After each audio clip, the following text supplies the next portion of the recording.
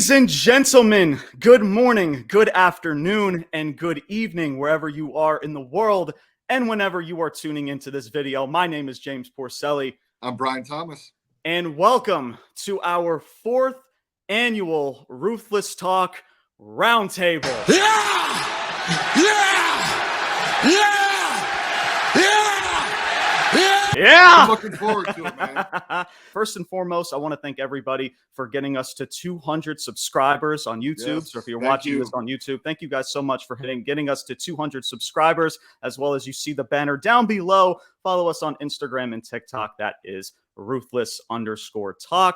So make sure you guys stay tuned. Make sure to hit that notification bell and stay tuned for more content to come. So there's a full match card that we're going over. And what are we talking about? We're talking about WWE SummerSlam, otherwise known as the biggest party of the summer. And there is a big match card. There's a lot of stuff to go over. But before we do such, we have to introduce our special guests that we have for today. So let us introduce our first guest. Our first guest, he is 1/3 of Wrestling with the Homies podcast. Ladies and gentlemen, our first guest is none other than Quan. Quan, what is up, my man? Quan, welcome, man. Thanks for being here. Hi, guys. Hi, guys.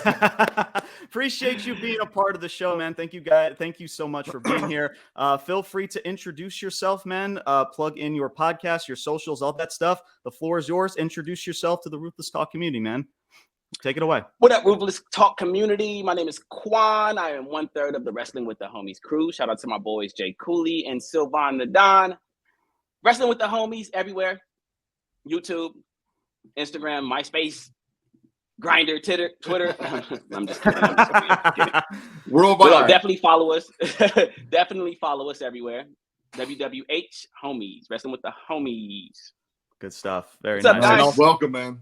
Very nice. Yes, welcome to the platform. Also, I want to give a quick shout out to Savan, who is 1/3 of the Wrestling with the Homies podcast. He was a part or filled in for Brian a couple months ago and had the pleasure of being a part of our show. So shout out to him, as I know he's also going through a difficult time in regards to health and all that stuff. So much condolences to you, Quan, and of course, as well as to Savan if he does watch this at any point. So shout out to you, Savan, if you are watching this. And again, Quan, thank you so much for being here. Now for our next guest. Our next guest, I had the pleasure of being a part of Richie Mars's podcast. Shout out to Richie Mars if he is watching this. And we got into a heated debate in regards to The Rock and Roman, or Cody, Rock, and Roman, all that whole trio going into WrestleMania. So now here he is in the Ruthless Talk studio. He is the host of Outside the Brand. Ladies and gentlemen, please welcome my man, Phil. Phil, what's going on, happening, brother? Hey, how's everybody? Good, yeah, man. Thank you for inviting me to be a part of this once again. I absolutely love what you guys do here. I do listen. I'm not always on like maybe the channel or anything like that, but I do listen to every single episode. So keep it up. You guys are doing great stuff. But yes, you guys can follow me on TikTok, Twitter, Instagram, @FillyMan_ right there with that tag, and the Outside the Brand YouTube channel. We're on that road to 1,000 subscribers. Again, when it comes down to you guys and your accomplishment, congratulations on 200. That's an amazing accomplishment. Thank you. You guys should be proud of that.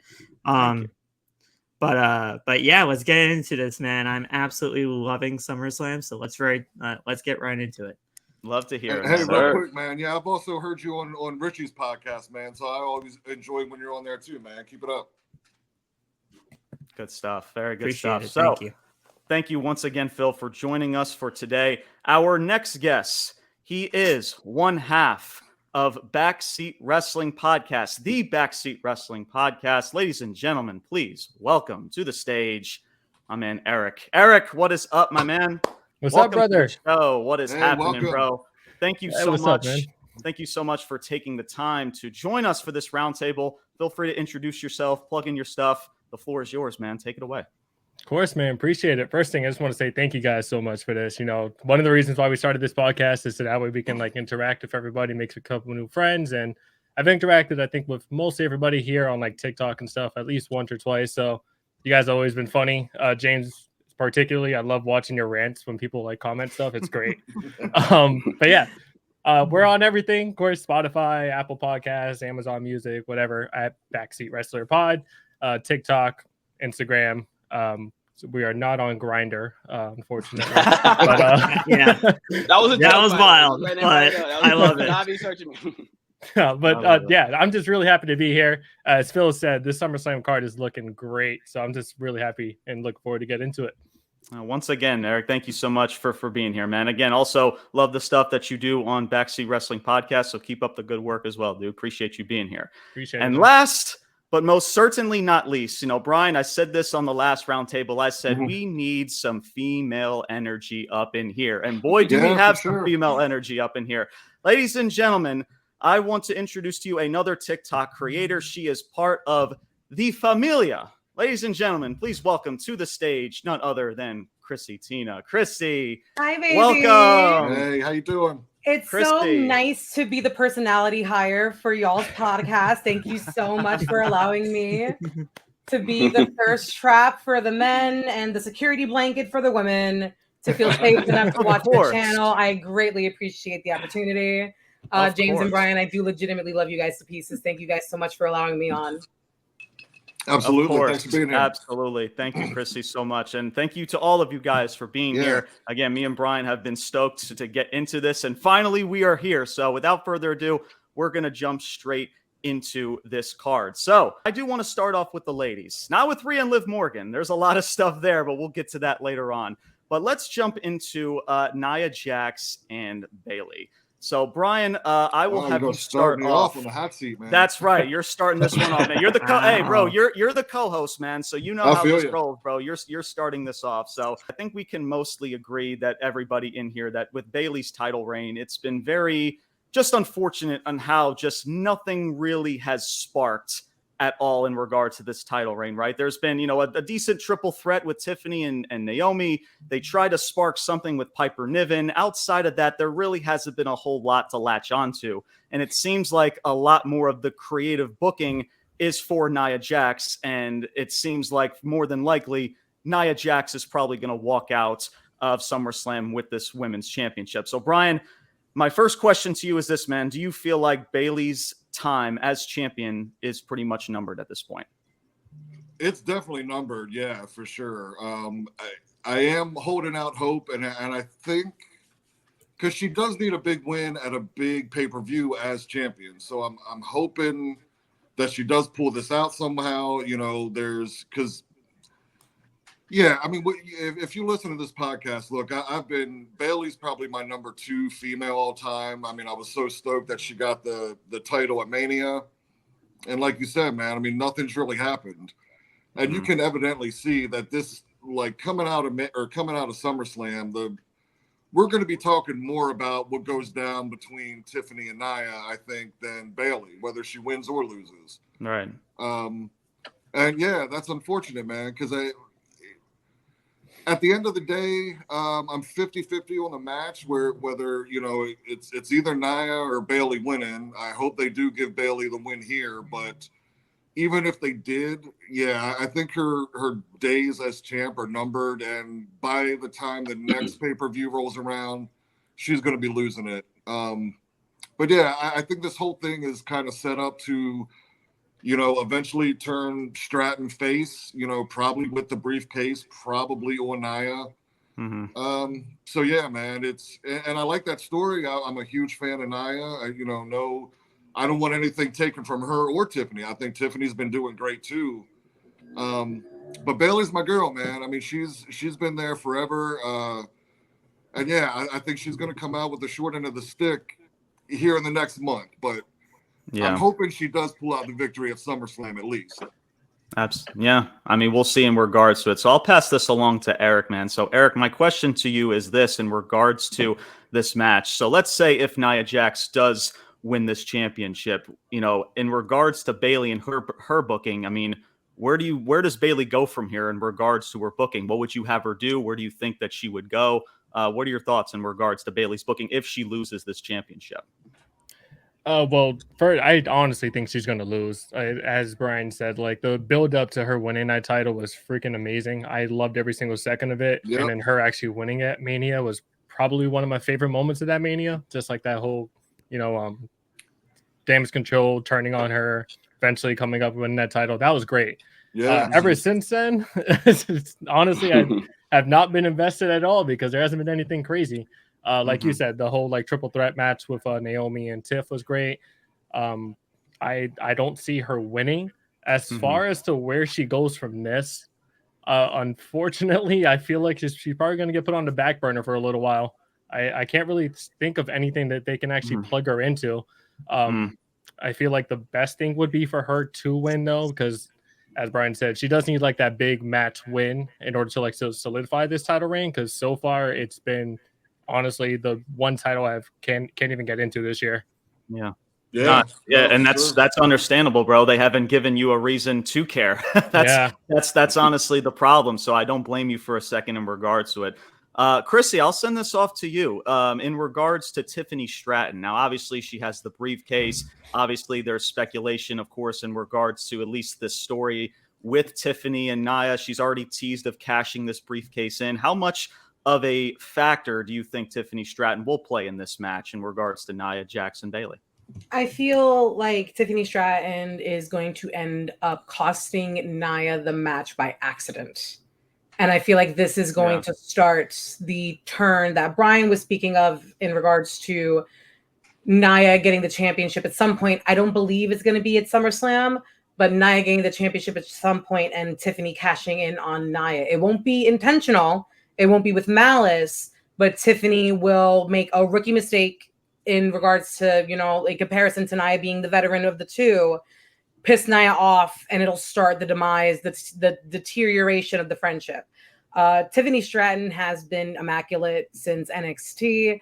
I love the aesthetic. I love the gimmick. I love the athleticism. I love her talent. Obviously an incredible in-ring worker. And I feel like they're giving her the build that everyone says they want from a new star, but no one actually wants it. Like slow burn, no major title wins, no major grabs. Money in the Bank isn't that bad for her to have at this point in her career and being on the main roster. So I feel like Tiffany's going to do a good amount of damage at SummerSlam, just unintentionally. Yeah.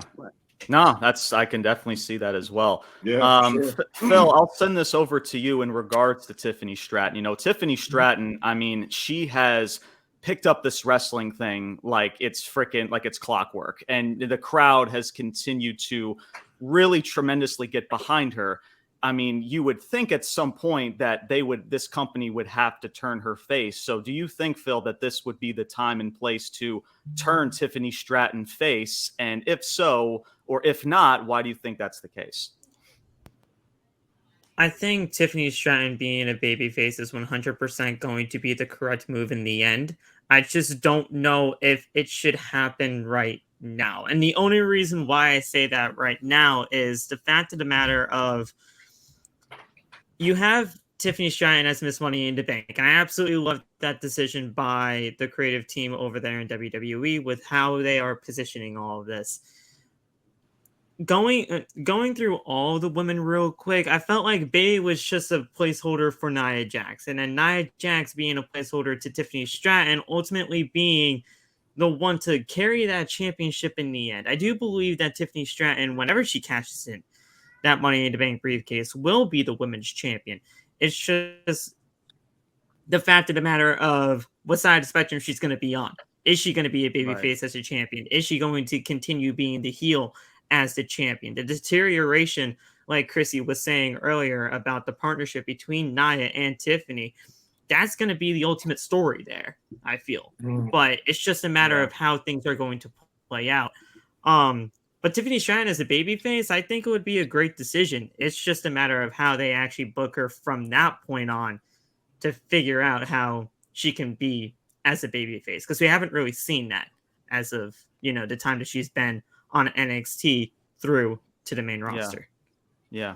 And I really do hope that in regards to Tiffany, because there's so much that you can do and tell a story with Tiffany Stratton holding on to this briefcase. So I would honestly prefer, because people are already talking about, oh, she's going to cash in at SummerSlam. Why so freaking quick? Yeah. It's just like, there's listen, and I don't know, maybe because WWE is just not that creative enough to draw this out with Tiffany Stratton holding on to the briefcase, because there is so much creative stuff that can elevate Tiffany Stratton character with this briefcase in regards to it. But just going back to the last question, it's just, you just hear the reaction that she gets in frickin' in France, and then from frickin' in Australia, an Elimination Chamber. She was the fan favorite in that match. People love her. So at some point, it's just like, if you're WWE, it's just like you got to pull that trigger at some point in regards to it. But Quan, last but not least, in regards to this match. So for those of you guys who don't know, Charlotte Flair. I know this is completely opposite in regards to this match,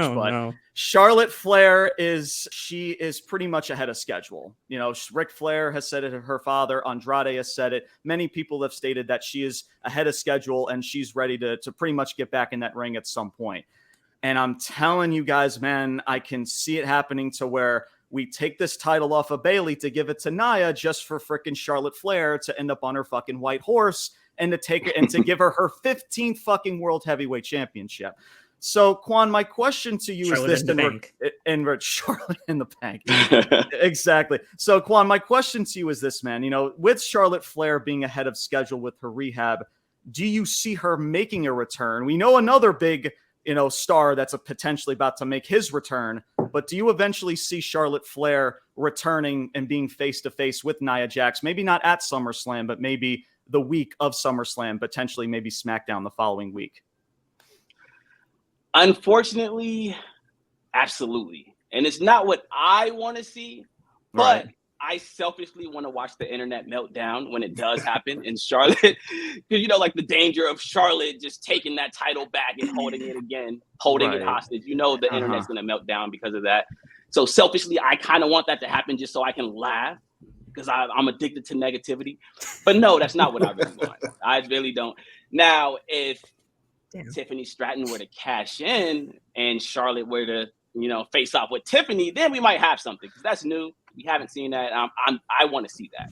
But Nia, yeah, it's funny. It's funny you say that, Quan, because when it comes to Tiffany Stratton cashing in this briefcase, that's who I can honestly see her cashing it in on, is Charlotte Flair. Just for her to, once again, she's at 15, and then the next time she wins the championship, because God forbid that we book Charlotte Flair without this freaking championship involved, because for 8 years we've done this experiment. Actually, it's been more than 8 years now, and nothing has worked. Nothing has worked with Charlotte Flair. She's a great talent. Her moonsault, she could do some work. She should learn from Tiffany Stratton, because she's got the best freaking moonsault right now in the game. Absolutely. It's not even close. But yeah, and it's just the unfortunate thing, man. It's just like we have somebody like Bayley that got this championship, and that she has earned, right, for what she's been having to do to put over a lot of talent from the last several years, 2 years, and now to get this moment, and now just to have a lackluster title reign. But don't worry, there's Charlotte Flair to get that championship, and then that's maybe when you'll see Tiffany Stratton cash in that briefcase. But who freaking knows? But great takes from all around in regards to it. Any predictions? Nia, Bayley? What do we got? I gotta say Nia. Bayley. Yeah, in Bayley. My heart, I want Bayley. In my head, it's Nia. I think Tiffany steals her Bayley's time, and Tiffany.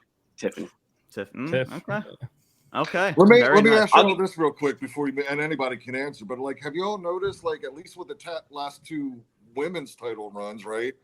We had Rhea Ripley, who was a great build.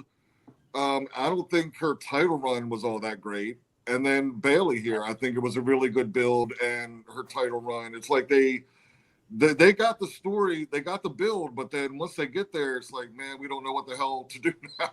For some reason, WWE does not know how to book women's champions, because they've never had to take women's champions seriously before in the past. Yeah, you're right. It should just be as simple as copy paste the things that you do for the men. Yeah, they wrestle the same wrestling moves. A suplex is still a suplex. No matter what it should just be as simple as underdog wins championship, now must fend off Goliath. Right. Yeah. And we always hear we always hear that saying of the chase is always better than the end result at the times. Like, Right. you know, when it comes down to the chase is always great. But what's going to be the aftermath and how you're going to follow up on that? That's what WWE has really seemed to be lacking over the course of the last few times of the women's champions. Yeah. And it sucks too, because Bayley, just like you, Brian, I love Bayley. I think Bayley's absolutely fantastic. And I've always had her as one of, if not my favorite horsewoman, as you know, over the course of the times of the four horsewomen here. But I just feel like every single time when Bayley finally has a shot to get some momentum under her and all that, she's just always treated as the least out of the four horsewomen to try to get any kind of momentum. For sure. Under her. So, because you have Mercedes, you have Becky, and then Charlotte, obviously. So it's like, where's the love for Bayley at the end of the day? Let's move on to the Intercontinental Championship. We have Sami Zayn versus Bron Breakker. Sami Zayn has now held on to this Intercontinental Championship for 109 days up until this point. Eric, I will start off with you. You know, it's clear as day that this company is very behind Bron Breakker. You know, they're trying to make this dude a top star. It's evident at this point now. And people love it. They're doing the dog woof and everything. You hear it from the crowd. You hear it from the fans and everything. Do you believe that Bron Breakker is the right guy to deliver this push and to become a top talent in the company? For the short amount of time he's been on the main roster, are you satisfied and have seen enough of Bron Breakker to say, yeah, this dude is going to be a top star? Well, we know that because they're booking him as such, but is he the right guy to be such?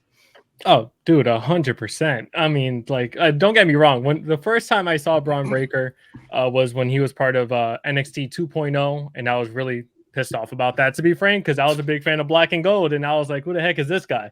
But yeah, watching him grow up from NXT and then going up to the main roster, he's honestly become one of my favorite acts. Like, this guy is great. He's great. He can be funny. He was hilarious in his last like 2 months on NXT before he got moved up in that tag team, like miniature tag team thing he kind of had with Baron Corbin. That was hilarious when he did that. Up on the main roster, he's not only shown that he's good on the mic, he can play a heel, he can play a face. Fantastic wrestler, honestly. I wanted him to win the title the first time he faced Sami Zayn, but they didn't give it to him. So I'm really hoping he wins it at SummerSlam, to be honest, because some people are saying it might be too soon, but I don't even care. This is just me being like very, very like behind Bron Breakker. Bron Breakker is just great. I can't get enough of this guy. I'm just going to be honest. Good also, take, Sami is just like I don't know about you guys, but I can't really get behind Sami as IC champ. I mean, like, yeah, like it was a big win. And that's, it was a big win.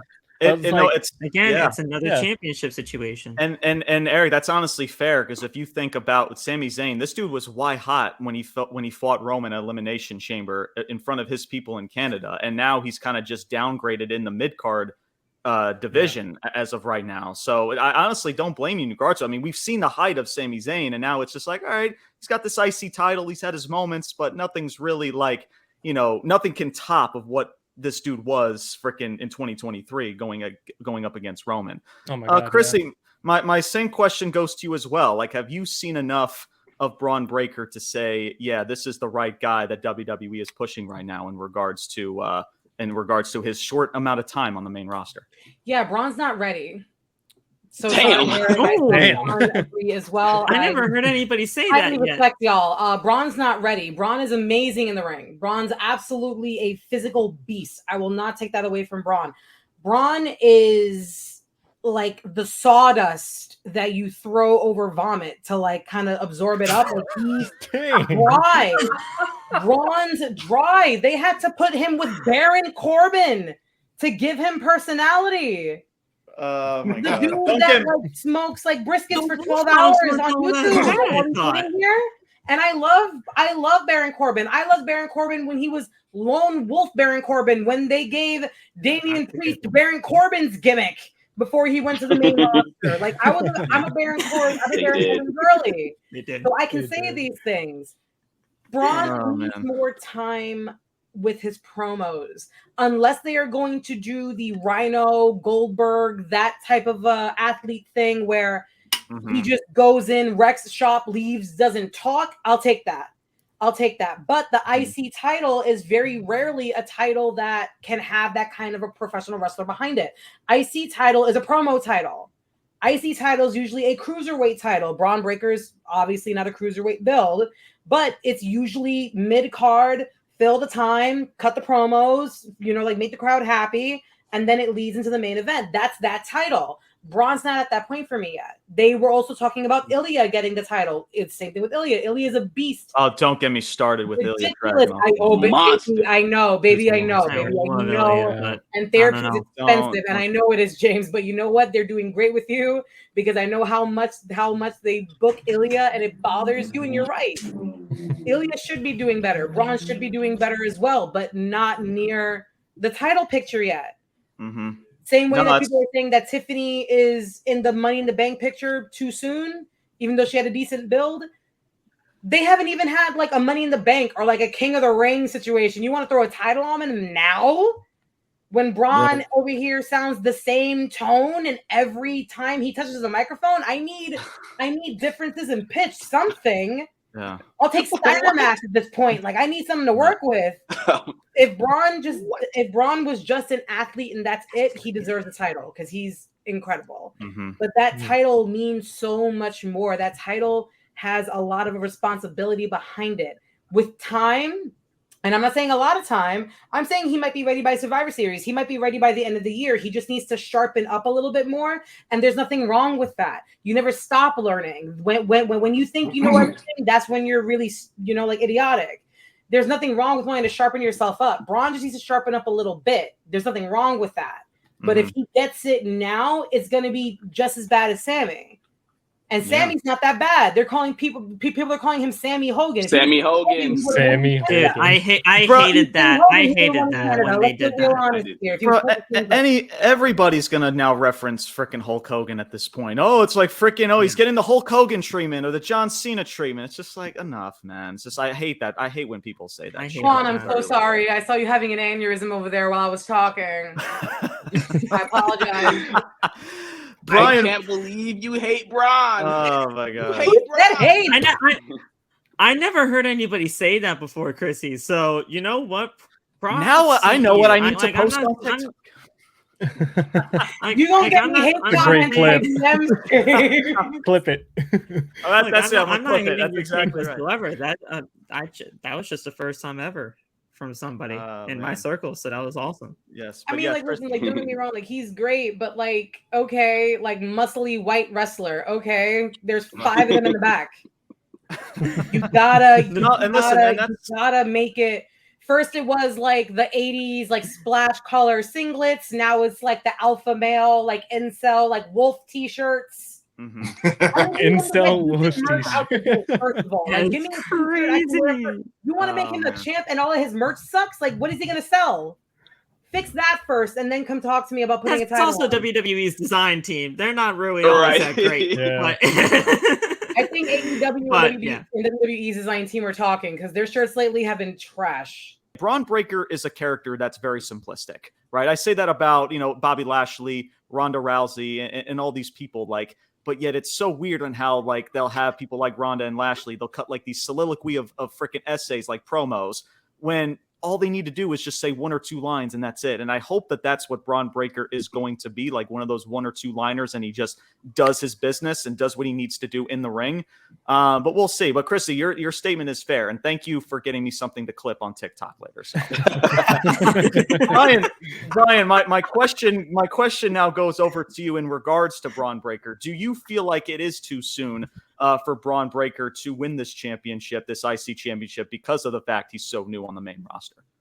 Man, I'm with Chrissy here, 100%, man. And I remember back in the day when, the IC title, like Chrissy was referring to, it was important. It meant it was a workhorse title. You cut promos. I mean, Macho Man, Tito Santana, Bret Hart, even though I know he's not the best promo, as we were discussing earlier. But, I mean, just fantastic wrestlers. And Gunther brought that back, man. He made the IC title important. if you put this in, I feel it has taken a little bit of a hit. Sami, this title run hasn't gotten there or even sustained what Gunther had started. But yeah, to put it on Bron right now, hell no. Like that, it's the IC title will be back kind of, almost meaningless. Yeah, I just don't think he's ready. I don't know who the person is to beat Sami for that title, but I do think, I got to say, I do think that's what WWE is going to do. I think Bron is going to win. For sure. And dare I say, I don't know if they're doing, getting Sami and Jay back together for the bloodline shit, but I think Bron is going to win, and I think it's a shit decision, man. Like that's from what Gunther had this IC title to it's just too new for Bron, man. He's not going to be able to put on the quality matches, the quality promos right now. Yeah. And Quan, my question now goes over to you in regards to Sami Zayn. In regards to Sami Zayn, is there any hope that Sami Zayn does still walk out of SummerSlam as the Intercontinental Champion? What do you think, Quan? The floor is yours. I think there's always hope. I mean, and I know a lot of people are down on Sami Zayn's title run right now, but I'm a person that was watching Sami Zayn when he was El Generico on Ring of Honor and Pro Wrestling Guerrilla out here in California. So I am fully behind Sami Zayn getting a run that he deserves and showing what he can do in that ring still at this age. But I also want to say, I think you guys are absolutely crazy for believing that Bron Breakker is not ready. No. Was Brock Lesnar ready when he won his first title in 2002? When he was fresh out of OVW? Probably not. At some point, you just got to push that button and go with it. Whatever happens, happens. They pushed the button on Roman Reigns. He wasn't ready. Granted, he wasn't ready for about 6 years. But now look at him. He's a star. So push that button on Bron Breakker. Shout out to Put that button on Bron Breakker and waste another decade of your life waiting for him to be ready. He's over. And I know Phil is with me on this. I know he's with me on this. Bron Breakker has been ready for about 2 years. He was in NXT tag teaming with Baron Corbin because they had nothing else for him to do in NXT. He had been champion twice already. No shade to Baron Corbin, but how many fucking gimmicks does this guy have? He was happy, he was sad, he was fucking broke. Like your sister's ass, Corbin. Like, come on, guys. Like, listen. And it's just like, Bron. He was over. There was nothing else for Bron Breakker to do in NXT, and he's been ready to go to the main roster. But I do hear where Christy is also coming from as well, to put a championship on this dude. There's one thing of like, and I think that's the thing about wrestling fans. It's just like, when we like somebody, we want somebody to win a championship so bad. But, when it comes to booking, right, especially when I am intrigued with a certain wrestler, I don't need a championship on the dude. I don't need a championship on Bron Breakker. If you want to push Bron Breakker, that's great. I don't need a title on the dude. I'm the biggest Bray Wyatt fan, guys, that you'll ever probably meet in your life. I never needed a championship on Bray Wyatt because obviously, the company was behind him. He was going to be in cool storylines. And guess what? He's fucking good as shit. You don't need need a title on the dude for him to tell a badass story. And the same thing goes for Breakker. Now, do I think that Bron Breakker is capable of maybe holding on to a championship if he does progress? Absolutely. But no doubt. But Quan, I also agree with you on your part. It's, again, great takes from everybody. Bron Breakker, he should have been on the main roster last year or two freaking years ago already on the main roster at this point. Yeah. So, Phil, my question goes over to you again in regards to Sami Zayn. If Sami Zayn does lose this championship, what do you think that is best suited for Sami Zayn? Like, where does he go from here? What's the best case scenario for Sami Zayn if he does lose this IC championship? I had a feeling I was gonna have a question just like this, and when it comes down to this, I want to preface this because I was a huge proponent of having Sami Zayn be the one to dethrone Gunther at WrestleMania. I don't know, like you guys know me, if anything, right? And it's like I saw the whole Sami Zayn story. We all knew where it was probably going to go, but then things changed and we got Sami to where he was. And I was a huge proponent of having Sami win this championship. I was. And when it comes down to Sami Zayn and him being the Intercontinental champion, I love the guy. Truthfully, I do. But I just don't see any chance in hell that he's walking out of Cleveland as the Intercontinental champion. I love Braun Breaker too. I do. I love Braun Breaker. And when he had the first shot at Money in the Bank, James, you and I talked about this ad nauseum. You and I talked back and forth. I felt like it was too soon to have Braun Breaker win the Intercontinental Championship at that point at Money in the Bank because, it was his first championship, go about. And at the end of the day, you had to give Braun a loss at some point, even though I don't think the loss was, in any way, shape, or form in the way, things could have happened or should have happened. Mm-hmm. Things happened in the way that they did. And now we're here finding ourselves at SummerSlam again in a singles capacity. I thought this was going to be a triple threat. I did. I thought this was going to be a triple threat with Ilya being involved in all of this. But then Ilya, died on Raw because of Braun Breaker. And now we find ourselves here in this singles match. But getting back to the question, I'm sorry about this whole thing. Sami Zayn, we all know, should be in possibly a world championship picture down the line. Everybody wanted to see him in a world championship picture, right? At some point. And then all of a sudden they're like, why are you putting him in the IC title scene when he should be going after a world title? I don't know if that's going to be his next destination and what he does after the IC title run, but you got to do something. You got to do something with Sami because when you had Sami beat Gunther, I'll tell you this right now, whoever was going to be the man to dethrone Gunther was going to have a problem like this. Was going to have situations like this. Absolutely. Because Gunther brought that championship, the IC title, back to the prestige that we all loved and wanted it to be. But now with Sami and how things are progressing right now, I'm not saying it's bad by any means because I love Sami in this reign, but it's not as as what we saw in the previous reign. So anybody would have had a problem like this, but it's just unfortunate that Sami. I agree with you in regards to Sami especially because of the fact that he did dethrone Gunther, right? And you can't just have Sami Zayn, the guy that did dethrone this person, and to just lose it 3 months after. So the only issue that I just had a problem with is that I would have made the finish a lot more anticlimactic instead of just one Halula kick and then Braun Breaker's just fucking done. So that was my only issue with it. But I agree with you about with Sami Zayn.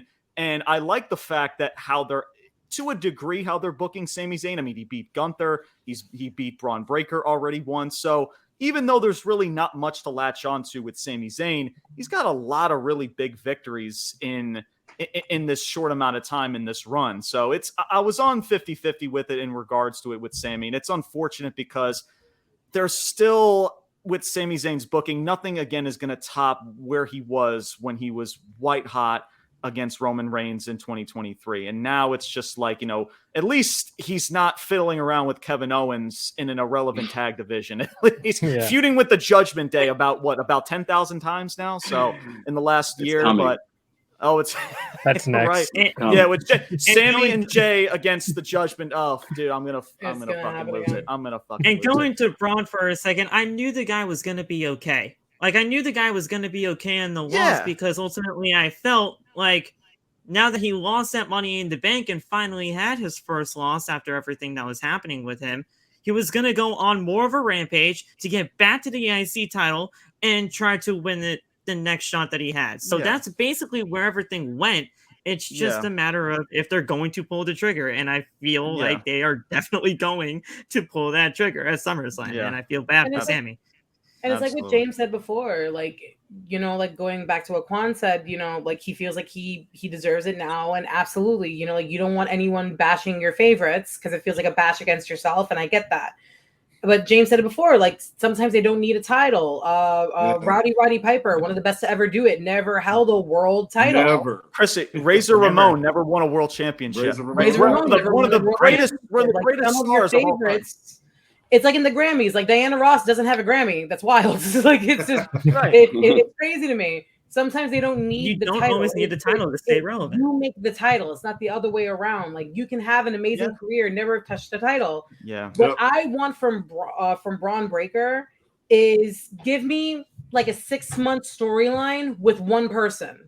Yeah. One person. Me too. Yeah. Absolutely. I would take it. I'll take it with Ilya. I'll take it with Sami. I'll take something. But Bron's storylines have been very short bursts. It's been very short bursts. I can't get a lot of character out of Bron because they switch him so quickly. Give me something where I can really sink my teeth into who Bron is outside of who his lineage is and the fact that he's a dog in a doghouse, apparently. Like, give me something to who he is. Damn it.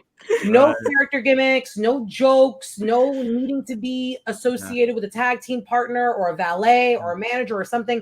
Give me him raw for 6 months. Yeah. Let me see that he can handle that straight. If he can do that character-wise, keep me engaged on the base shows, like Raw and SmackDowns, I'll go wherever he goes. I'm a simp. Yeah. I'm a simp. I'll buy the merch. I'll buy the tickets. I'll do whatever.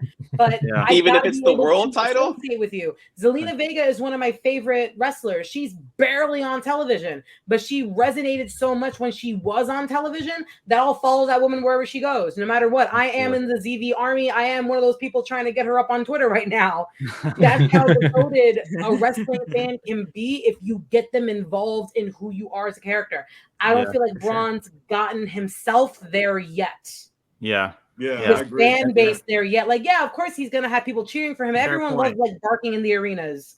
It's the yeets, it's the yes. Like some of those people don't give a shit about Jey Uso and LA Knight, but the chant's fun. It's just fun to do. Right. Yeah. Exactly. Care about if he gets me to care about him, I'll take it. I'll give it. Right. Any predictions for this match before we move on? Bron Breakker, Sami Zayn. Just shout them out. Bron. Heart is Sami. Head is Bron. Same Bron. Okay. Bron. Good stuff, y'all. Very or nice. a no contest. Something, something screwy and wacky. Bro, I've seen WWE do that shit before, Quan. I swear to God. If I get a no contest, we push Ilya Dragunov's fucking booking to the side just to have a no fucking contest. I swear to God, I will lose my shit. I'm not kidding. If you just see like a puff of smoke from like a far off in the distance, it's James's house just like setting ablaze. Oh my God. Seriously, that's a great way to describe I thought it. that was his. I thought I saw smoke. What happened? Right. All right, y'all. Let's move on to this next matchup. Let's move on to the other mid-card title. Let's move on to the United States Championship, which is LA Knight, versus your champion Logan Paul. Logan Paul has now held on to this championship for 264 days. Damn. 2 title defenses, by the way. That is a legit fact. Phil, I will first go to you in regards to it. In regards to LA Knight, do you at this point, if LA Knight does lose this match, is there any hope in his booking if he loses this match going forward?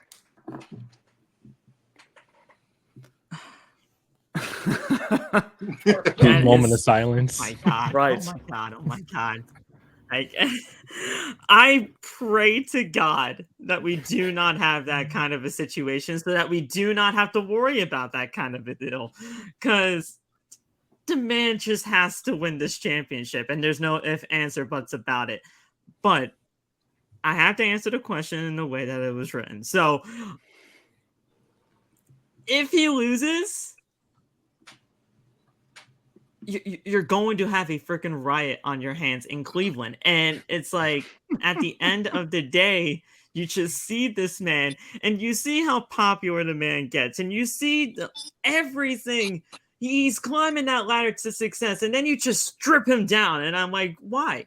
Why do you do this to this man? Because this man has everything that you want. He has the charisma. He has the people behind him. Why don't you want to pull the trigger on this guy? And it's like, it's just a matter of trying to figure that out. Like I said, I pray to God that does not happen. And we actually do see a new United States champion at the end of SummerSlam. But you're right. With it being in Cleveland, we don't know. We don't know what the heck is really going to happen. But yeah, it's just going to be a very interesting situation. And the booking after, if LA Knight loses, that's going to be a nightmare for me personally, because I don't know what WWE would do with him after. Because I don't even want to think about that kind of a situation. Truthfully. I don't blame you, bro, for 1 second. Brian, the same question goes over to you, man. Is there any hope if LA Knight loses this match? Is there any hope for LA Knight in his booking going forward? No, not really. Like you said, this has been, Sucks. he should have had this run, a year ago, of some kind. So yeah, and as far as I'll say this and leave it at that. Like, fuck Logan Paul as a human being, straight up. Like, I don't give a shit, man.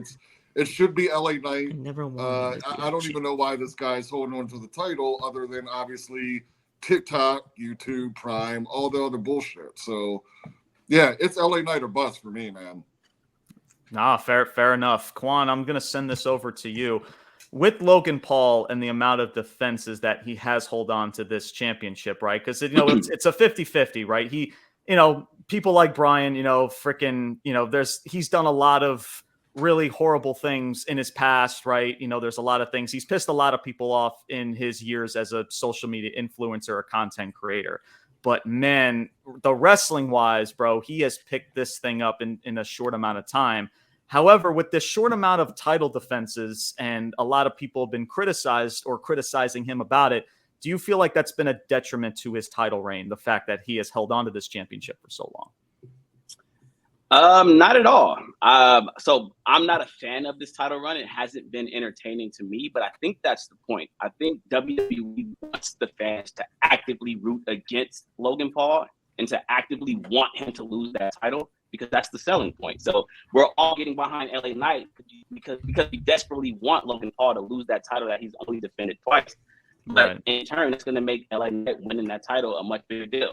And to be honest, the United States title, to me, it feels like it's beneath LA Knight at this point. I feel like LA Knight should be in those main events and wrestling for titles bigger than the United States title. But yeah, here we are. I mean, dude, he fought against Roman, and it's just like you go up against Roman, and now your consolation prize is to go back to the mid card. It's just like the evolvement of this booking for this guy just doesn't make. It doesn't make sense. They give him they take him one step forward and they bring him 2 steps back. It makes absolutely zero sense. But I hear what you're also saying, Quan. I guess no doubt, like, Logan Paul fits this heel shtick because people already can't stand him, and he gels into it so freaking well. So I'm sure, no doubt that it definitely plays a part of it. Eric, same question goes to you. Do you feel like the less amount of title defenses has been a detriment to Logan Paul's title reign as of this point? In terms of the internet wrestling community, 100%. In terms of Logan, I'm just gonna say yeah. I mean, like as Brian said, he's a terrible human being. I'm right there with you. But in terms of like giving him that title, obviously it was just publicity, trying to get him to, of course, promote it on TikTok, his impulsive podcast, all that stuff. Obviously, this dude gets millions of views. It was a smart decision then, but as Phil said, please, for the love of God, just give it to freaking LA Knight. It's about time. As soon as they made this match, I literally got on my knees and I was like, thank you, Jesus. Because, it's been so freaking long as an LA Knight fan. And as you said, they failed to strike when it was hot last year. They should have gave him the freaking title last year. Give him anything, even if it was the IC title. Jesus, I don't even know what to say here. Like, if he loses this freaking this match, there's no coming back from that. To be honest, like, dude, every single like chance he's gotten, he loses, and it's not even like fun to like root for him as much as it used to be anymore. And I guess that's just like him losing his momentum. But yeah, as far as Logan goes, I really hope he loses. I feel like he's better off in a position where he's just in like the three major pay-per-views, has those matches every once in a while. I think like Johnny Nitro had like an interview a couple weeks ago on the Chris Van Vliet show where he was saying that all of Logan's matches are like completely choreographed. It's like an hour, a cut like 7 days a week with Shawn Michaels getting choreographed. So that's why they're always so good. I mean, don't get me wrong, Logan Paul's matches are great. I enjoy them. It's just more so like let him focus on 3 major matches and never put a title on this guy ever again. Please. For sure. Please. Right there with you, man. Yeah. They say he's a full-time in-ring competitor when he's not here. No. Most of the time. Right. So what really is it? Yeah. Who knows? So there was a story that came out on the USA Today. This was like 3 days ago, and apparently the U.S. Olympic Committee is suing Logan Paul and his Prime Energy drink and his company for violation claims. This was, of course, the USA. Brian, Title's definitely coming off of him now. Tell me how you really feel, Brian. But so him and his brother, man, they're the I worst feel you about type his of human brother. beings, man. Fuck Jake Paul. I feel you about his brother. Yeah, Fuck him. Jake Paul. Yeah. Get out of here. Yeah. So the USA Olympic Committee is suing Logan Paul and Prime in regards to the USA men's basketball team because Kevin Durant, he just recently signed, I guess, a partnership deal with Prime.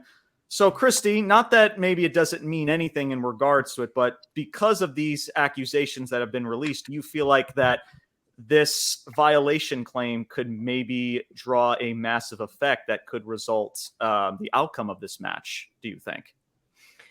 Not necessarily so. Let's not forget, this is still the company that VKM was in the eye of the storm with allegations galore. And the next week after the allegations were released, this man came out on mic and said, now, then, forever together, and then left. And then got in trouble like 6 months later.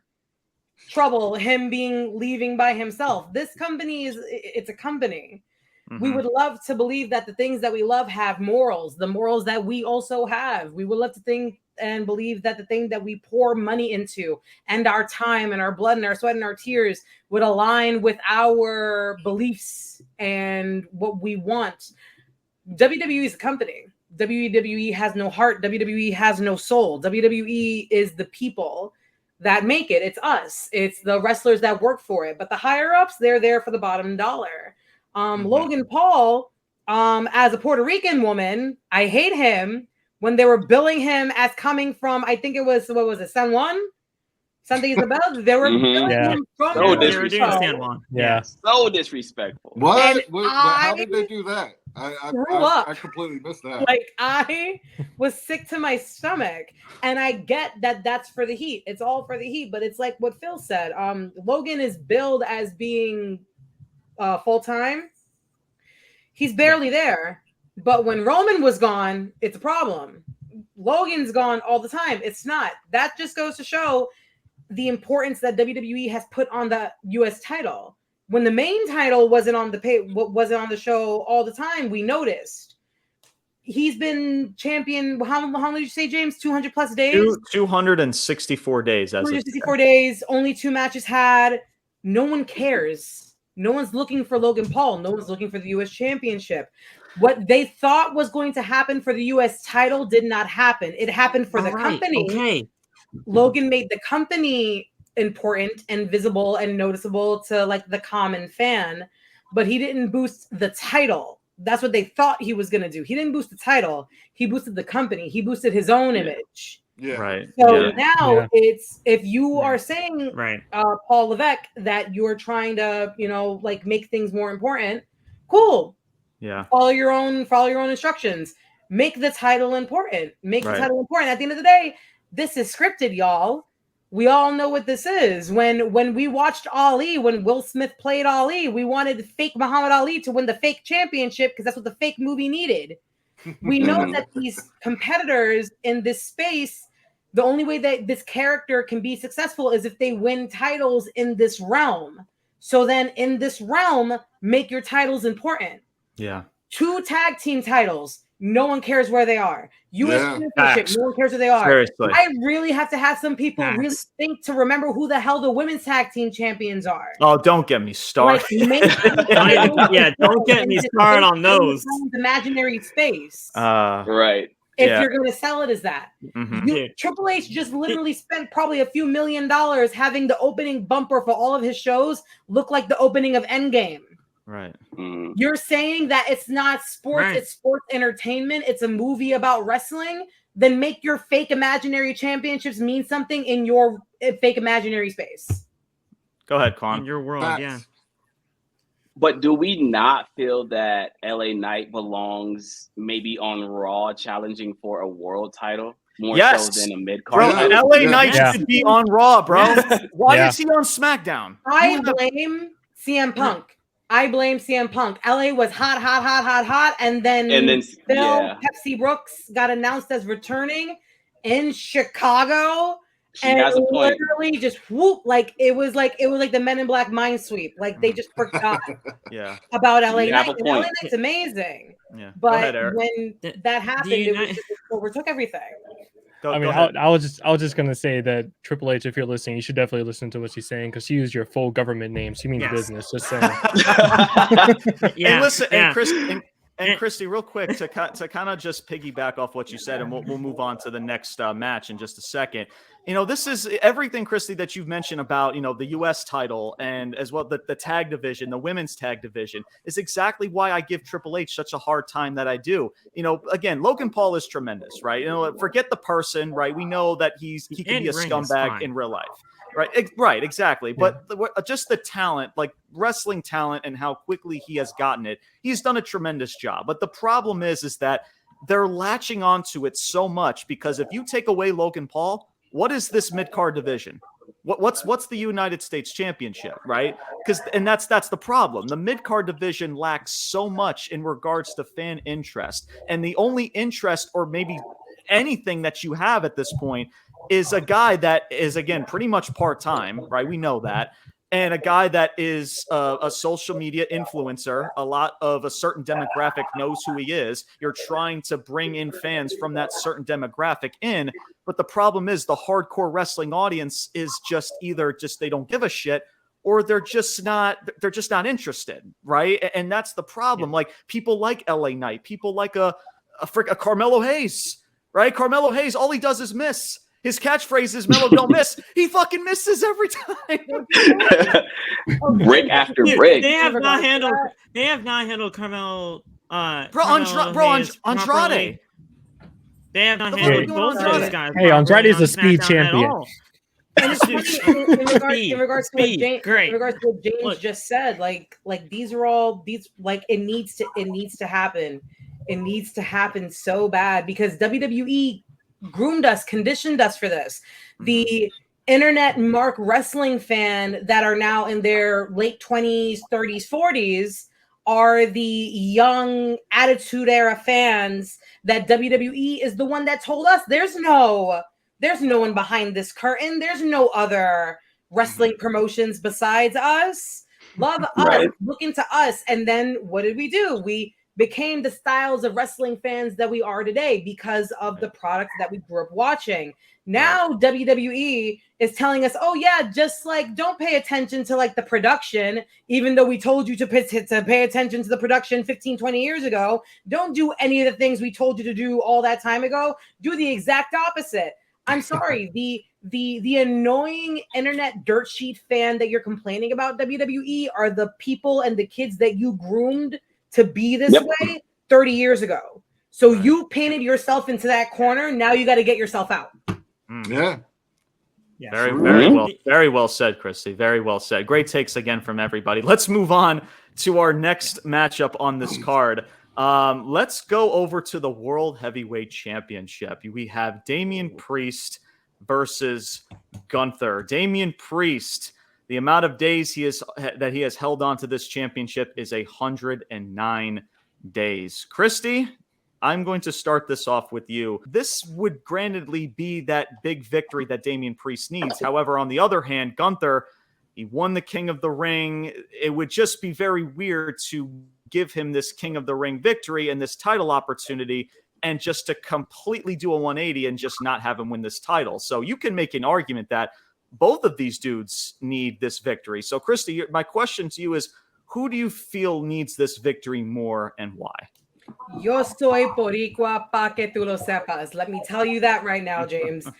Damian is the only person that needs this because there's a lot more riding with Damian than there is with Gunther. Gunther will be fine. Gunther's running solo right now. Imperium isn't Imperium anymore.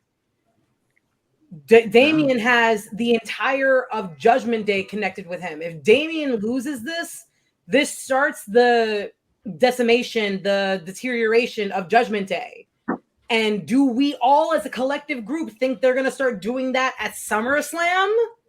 That's a Mania thing. Deterioration, for me at least, the breakup of Judgment Day should be a Royal Rumble Mania level canon event. So it would be too early to do that. Damian Priest can absolutely be a face. Damian Priest is probably going to end up breaking away from the Judgment Day because he's going to turn face. There's a lot of speculation. James and Brian actually did a take on it not too long ago that lines up with one of my tag mates, Doug the Pro Wrestling Wizard, where it's Finn Balor and Liv that have been in cahoots the entire time. Yeah. And it's just gonna kind of sort like going from there. My boy has a video on it. Y'all go check it out. But that's what it is. There's a lot more moving pieces with Damian than there is with Gunther. Gunther is Gunther. Gunther will be fine. Gunther could wrestle a fucking bag of potatoes and have a 5-star. Let's be real honest here. Right. 5-star banger. I can't. You also like. I'm so sorry. You gonna let Gunther call my boy a street rat and say that? Yeah, that was nuts. Yeah, that was crazy. That was crazy. There ain't no way. Was crazy.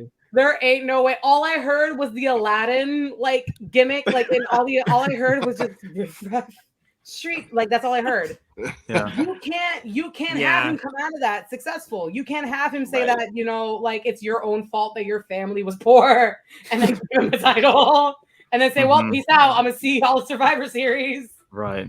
Quan, the question now goes over to you. The same question. Who do you feel like needs this victory more? And whoever it is, explain why.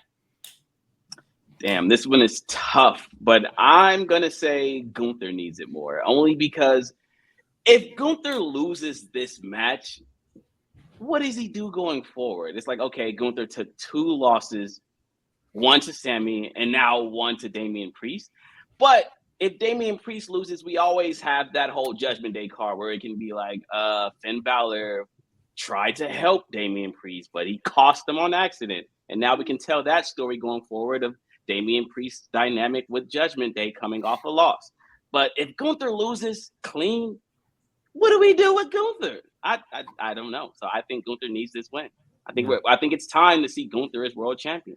Eric, next question I have for you, my man. So listen, me and Brian have spoken about this before in regards to Priest and Gunther. Much love to these two.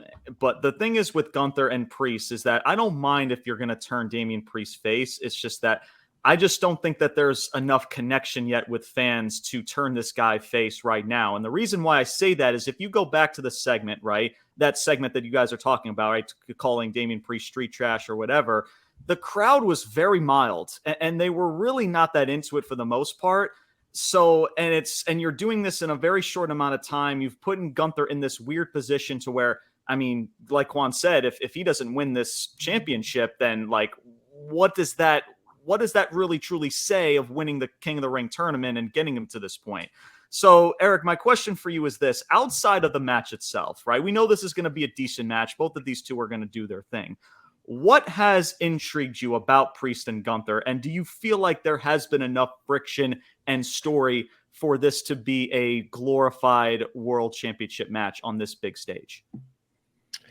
That's a lot. Thank you. That's a lot. My apologies. No, you're fine. I actually listened to that when you were discussing the whole heel to face turn thing, and I completely agreed with you guys. Like, this thing just came out of nowhere. Like, honestly, it was one week where Priest was literally just saying all rise, screw you guys, right. To the crowd, and then the next week he's like, oh, I love you guys. Like, we're gonna do this great. I don't need Judgment Day, yeet. And it's yeet. It's like ridiculous. He did the yeet with Jay. Yeah. Yay! It's like ridiculous. I will say this. I am intrigued in the match, but that's only because I know it's going to be a fantastic match. Priest and Gunther are two of the best wrestlers in the company at the moment.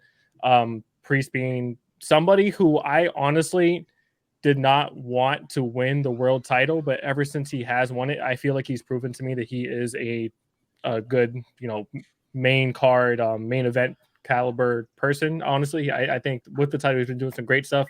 Other than that botch kick out, we won't talk about that. That was terrible. Yeah, it was bad. But anyways, in terms of like me being intrigued in this match, I think it's literally just me being like a pure wrestling fan and just like wanting to see this absolute, two humongous guys just chopping the crap out of each other.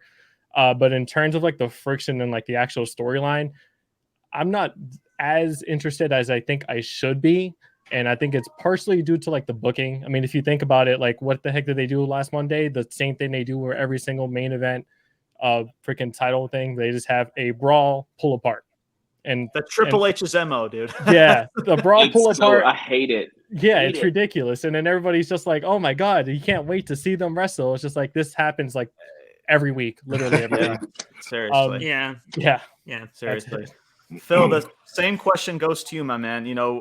Outside of the match itself, what has intrigued you about Priest and Gunther? And do you feel like there has been enough friction and story to gain interest and to make this a glorified world title match on a SummerSlam stage? At first, when I saw that Damian Priest retained the title throughout that entire process at Money in the Bank, I was like, okay, they're actually going with this here. And I was actually very shocked about that because during the whole process of getting to SummerSlam here, we saw Seth Rollins get the championship opportunity right away. And we all thought that, okay, it's SummerSlam. If they want to do a big money match at SummerSlam, Seth Rollins and Gunther, that would be pretty cool to see. But they went with Damian Priest and that whole situation happened. Mm-hmm. But I like but I want to say this too, first of all, because I feel like Damian Priest ultimately at the end of all of this has not really gotten a lot of respect in terms of his World Heavyweight Championship run. I've absolutely loved it. I have. I think the World Heavyweight Championship run for Damian Priest has been really good for television. And I've always been a fan of his, even from the days in NXT. I loved Damian Priest back in NXT and just seeing him, no pun intended, rise to what he has become now. I felt like as soon as Damian Priest had that match with Bad Bunny back in Puerto Rico last year at Backlash, and how great that match was. Chef's kiss. I always thought that WWE said, all right, if he can carry Bad Bunny to a matchup like that, we might have something with this guy. Mm-hmm. So let's see where things go. And they progressed him all the way up into the point right now where he's World Heavyweight Champion. I don't see, like, if he wins at SummerSlam, let's just say this real quick. If Damian Priest wins at SummerSlam, I'm not going to be mad at it whatsoever because Gunther's going to be fine. But does Damian Priest make it out of August as a World Heavyweight Champion? I don't think so. Because we got Bash in Berlin at the end of the month.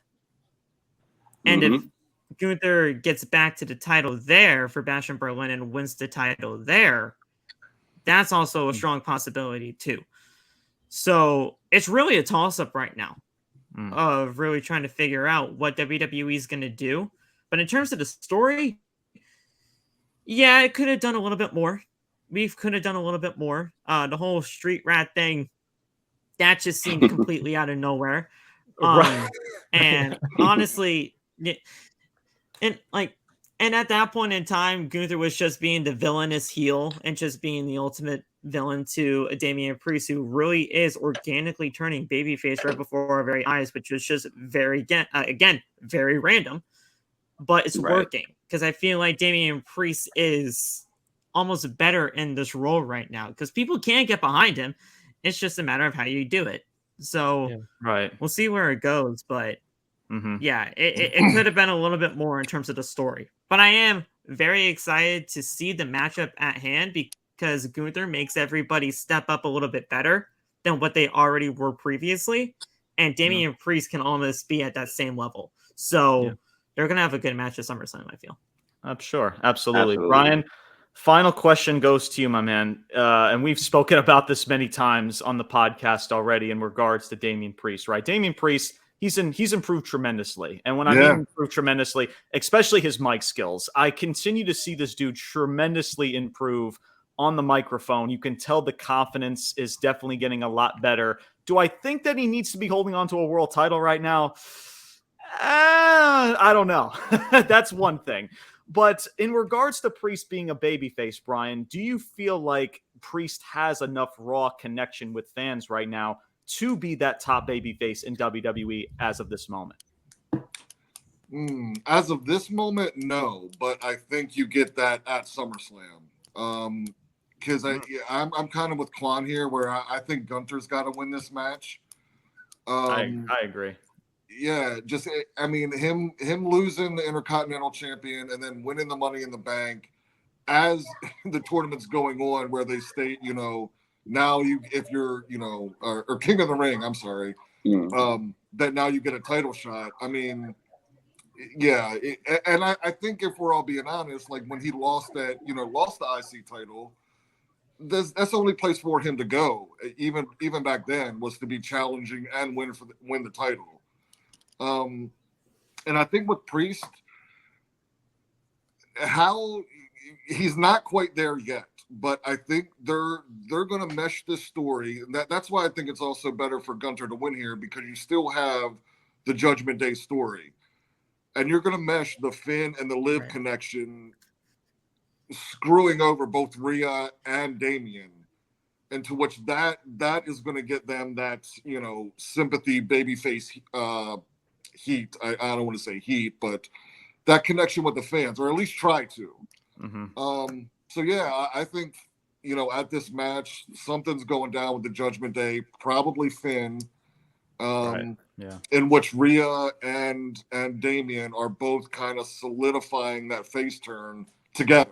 Yeah, and Brian, and we didn't mention this before, but like we forget, like Finn Balor is the one that took the hotel room key.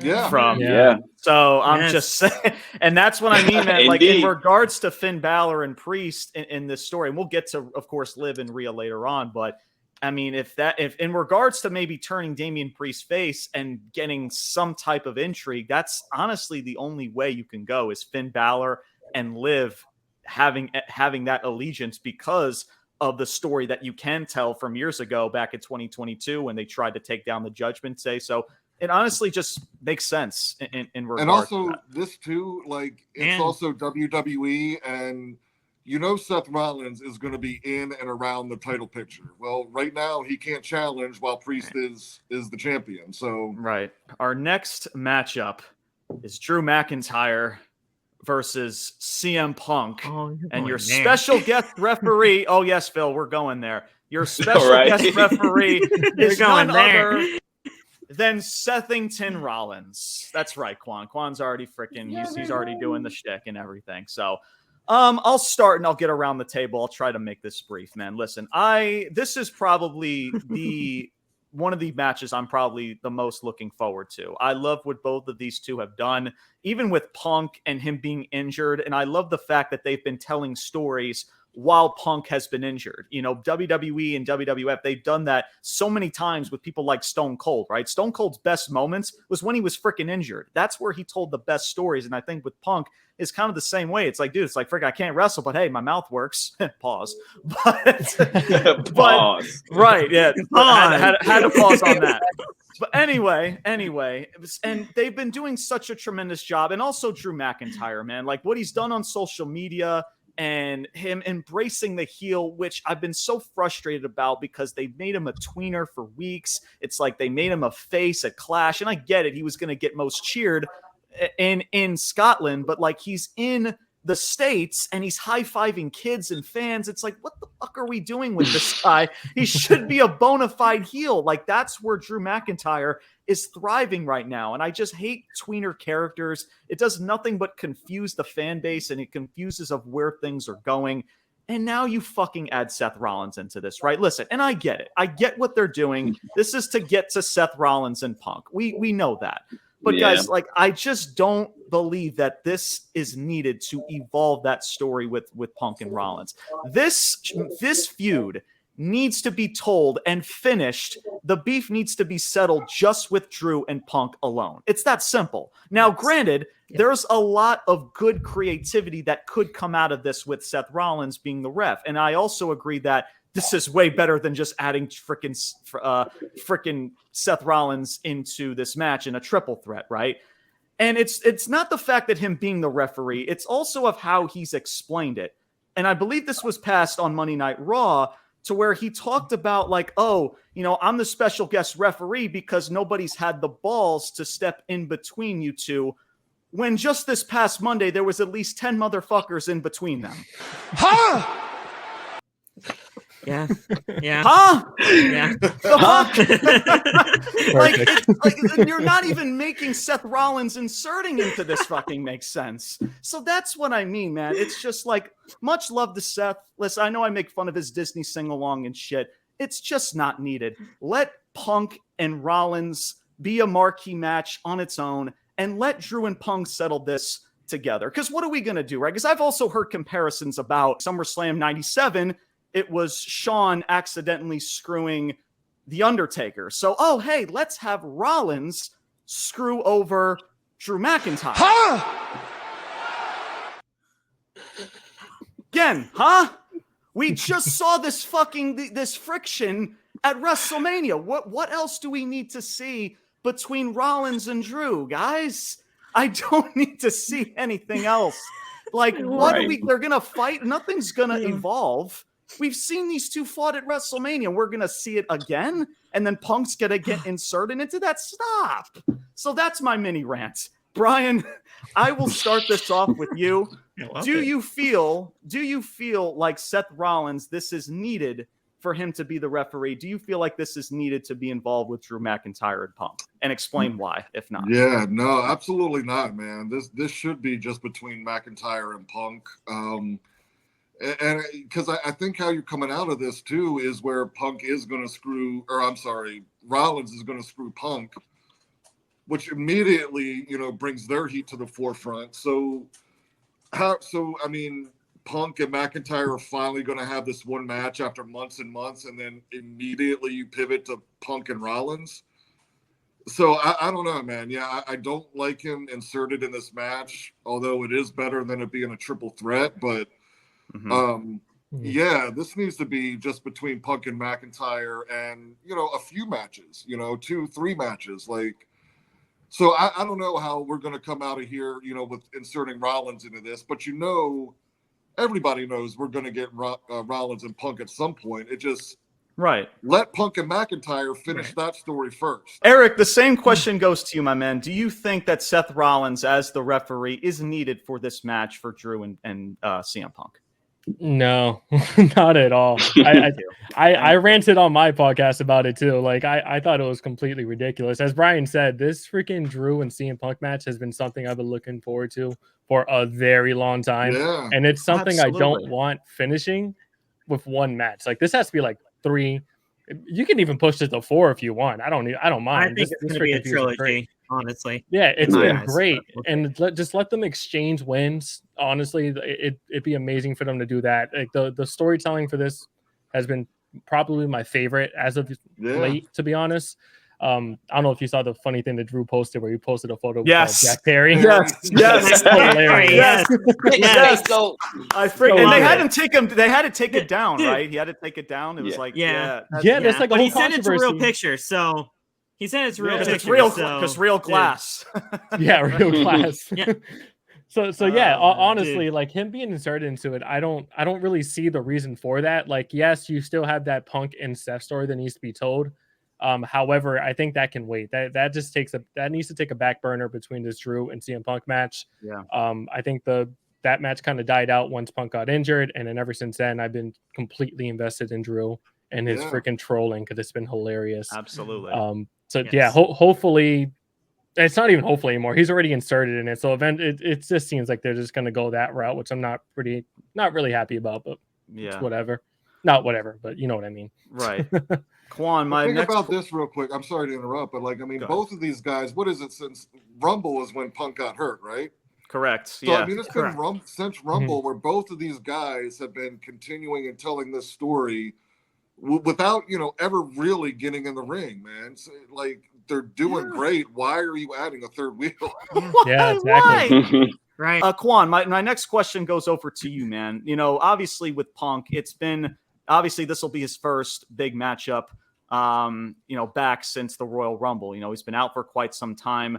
Is there a concern for you in regards to Punk that maybe that this match may not deliver and may not deliver and exceed expectations as we all hope it would be because of Punk's injury?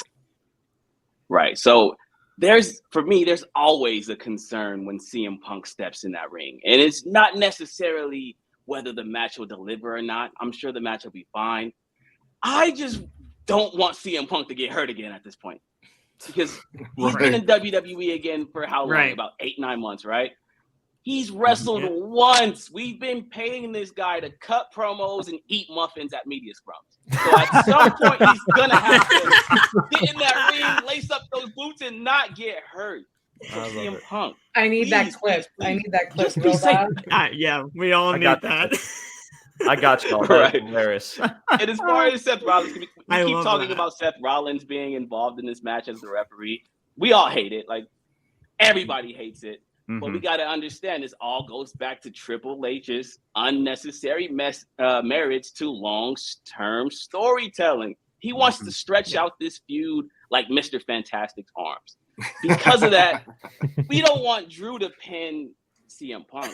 We also don't want CM Punk to pin Drew. So what do? We sprinkle a little Seth Rollins on top. Seth is going to get involved. They're going to stretch this out to Bad Blood. It's probably going to go beyond that. We're going to get a end triple 6 threat months after it loses momentum. Oh, Brian. Unfortunately, It will happen eventually. Oh no! At least give me Rollins and Punk first before you give me the triple threat. At least, my God, man. Christine, my same question goes over to you. Is there a concern level for you because of Punk's injury history that this match may not, precede expectations from wrestling fans for this match? Not necessarily. I feel like Punk's injury meter was really big in AEW because he was a very habitual WWE guy working in a not WWE space. Right. He has been injured since coming back home. Absolutely understandable. But I feel like, especially with Punk signing this deal that he just recently signed, it's a very cushy deal. I feel like the match is going to be worked around Punk and his capabilities. So I do feel like it's going to be a good match. It's not going to be the type of match that we would expect Drew specifically to work because Drew is very physical. Not very long list of injuries with Drew. So he could go 30-minute Iron Man match length matches. Punk not so much. So it's going to be very much Drew kind of holding himself back for the sake of Punk. But this really isn't a wrestler's match or like a wrestler fans match. It's a storyline fans match. Right. This is what this is. We're here for the pageantry for this match. It's not for the technicality of it all. So I feel like they're going to work that more into it. It's going to be a lot more camera angles, a lot more staring down the hard cam, a lot more standoffs, slow, chain wrestling with sudden bursts of energy. And then Seth gets involved in some way, shape, or form. It's very much what Quan said. It's like they're allergic to long-term story booking. Once again, going back to WrestleMania 35, they were set in with Ronda and Charlotte. Becky got hot, and it's like, well, I guess we gotta do something with. No, you don't. You just do the right thing. People don't want Drew and Seth and Punk. It's either Punk and Drew or Punk and Seth. You literally have. If you book both of those storylines out by 6 months, you have a full year's worth Literally. for sure. Really good, solid, really good, solid rivalries. I'll take two long rivalries that are excellently written and performed than 10 short bursts that were okay. Mm-hmm. Yeah, So exactly. I really do feel like they're gonna 100%. make this work for Punk, especially with like the real cushy like backstage deal that they gave him. Yeah. And then it's gonna go, like Quan said, to Bad Blood. Something's gonna happen where it's gonna flip flop between Punk and Seth, Punk and Drew, Punk and Seth, Punk and Drew, and then we're gonna get the triple threat either at Royal Rumble or Mania. Yeah. Yeah. All right, Phil, my next question for you is this, and it regards Drew McIntyre. You know, Drew McIntyre, we stated before, has been tremendous. I mean, he has been tremendous in regards to, again, stuff on social media, right? You know, Eric brought up the freaking Jack Perry thing on social media. Like, he has done tremendous in getting himself that pretty much heel heat, right? Just thriving in that heel character, and he has thrived in it. Do you feel like, Phil, that this has been the best work we've seen Drew McIntyre out of his entire career, do you believe? Out of his entire career, you know, first of all, I have to say this, out of my time of seeing Drew McIntyre, 100%. 100%. I think this is honestly the best thing that Drew McIntyre has done. I have loved what Drew McIntyre has done. In fact, I think, honestly, this rivalry to me between Drew and Punk has been the best thing on Monday Night Raw in my eyes. This is what I really tune into Monday Night Raw for. Obviously, other than the, you know, other good things that are happening on that brand as well. But this is really the key rivalry and story that I personally want to see every single week. I do kind of want to touch on everything else, though, when it comes down to the other questions about how Seth Rollins being involved in this matchup here is not really all that needed. I completely agree with that.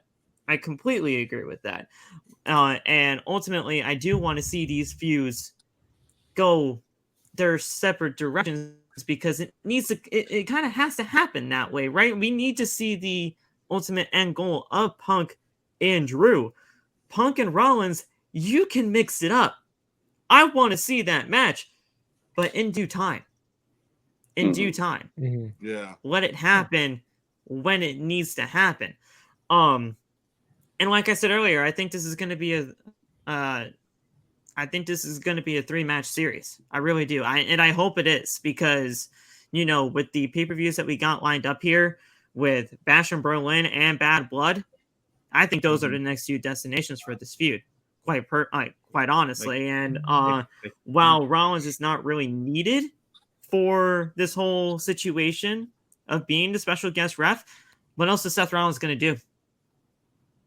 Truthfully, I mean, what else is Seth Rollins going to do at put him in SummerSlam? there to have him on the show, Right. What else is Seth Rollins going to do at SummerSlam? There was no real destination for Seth Rollins to go anywhere for SummerSlam. You know, I'm going to answer that question for you, Phil. And obviously, Brian, you alluded to this earlier. If Seth Rollins was going to be a part of anything on this card, and people may disagree with this, that's fine. I would have threw him in there with Gunther and Priest because I'll tell you why.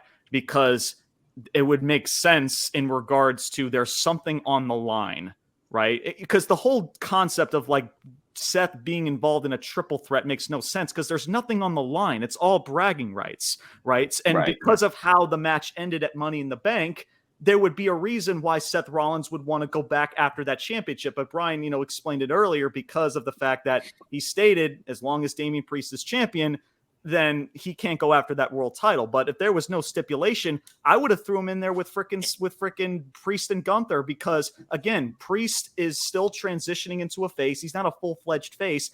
And Gunther's the heel. So Seth Rollins, he's more of the full-fledged baby face. It just makes sense. And there's something to fight for. And I'll say this. Damian Priest revoked the gentleman's agreement. He revoked it. Say that. Right. That's that backstage promo. He did. Made the whole match useless. In the backstage. Right, that makes the match. In the backstage, he revoked it. Oh, He revoked my it. God. Because he's like, you know yeah. what? At any point in time, if I win at SummerSlam, you bet your ass you can possibly you bet your ass you're going to get another shot at this title. So Seth Rollins can take that pinfall. Seth Rollins can take the pinfall. Freaking Gunther wins the title. Damian Priest doesn't have to lose anything, or vice versa, right? So it makes fucking sense. And again, there's something to fight for. There's nothing for Seth to fight for of what's going on between Punk and Drew, man. But sorry, Phil, for cutting you off, but continue your thoughts. My fault. Yeah, no, like that's basically where I was going to go with that, because, you know, when it comes down to this, Seth Rollins, with the, you know, revoking of the gentleman's agreement, he would be able to go after the World Heavyweight Championship at that point. Right. And with everything that's happening now, that triple threat, like Brian said, is going to happen. But I see that personally happening at a Mania. I would, and that's like. And that's possibly going to be, you know, something that we could look forward to for the World Heavyweight Championship if everything does go down to plan. It's just a matter of how they get there. But Punk and Drew need to finish out their story. Punk and Seth can have a story, but just in due time. And if you want to do a triple threat, just make it happen at the right time and moment. Let's go over to the women's world title. We have your champion, Liv Morgan, against Mommy, Rhea Ripley, a returning Mommy in Rhea Ripley. So Liv Morgan has held on to this championship now for 62 days as of right now. So, Quan, I'm going to start this off with you, right? So we know when it comes to Dominic, right? Dominic Mysterio, Dirty Dom, right? We know he is going to pretty much be a factor in this matchup. How much of a factor do you believe that Dominic will be a part of this matchup between Liv Morgan and Rhea Ripley? I don't think he's going to be a factor. I think he's going to be the factor. Whatever the finish of this title match is going to be, it's going to involve Dom directly. He's probably going to cost Rhea on accident, and Liv Morgan is going to retain. I can't see it going any other way, to be honest. I can't see Rhea Ripley winning the title her first match back. It would kind of make Liv look bad. So there has to be a screwy finish, and I think Liv has to come out on top. Dom is definitely going to get involved, unfortunately. Good stuff. Good stuff. Eric, I'm going to ask the same to you. How much of a factor do you believe that Dominic Mysterio will play into this match with Liv and Rhea Ripley? Same as Quan, man. I think he is the factor. It's a damn shame this isn't a custody Dom Mysterio match for sure. I was waiting for somebody to break the ice for the custody of Dominic. Yeah, they should have did that. If it wasn't Eric, it would have been me. Great TV time. Great for television. Honestly, if they did that. But I love it.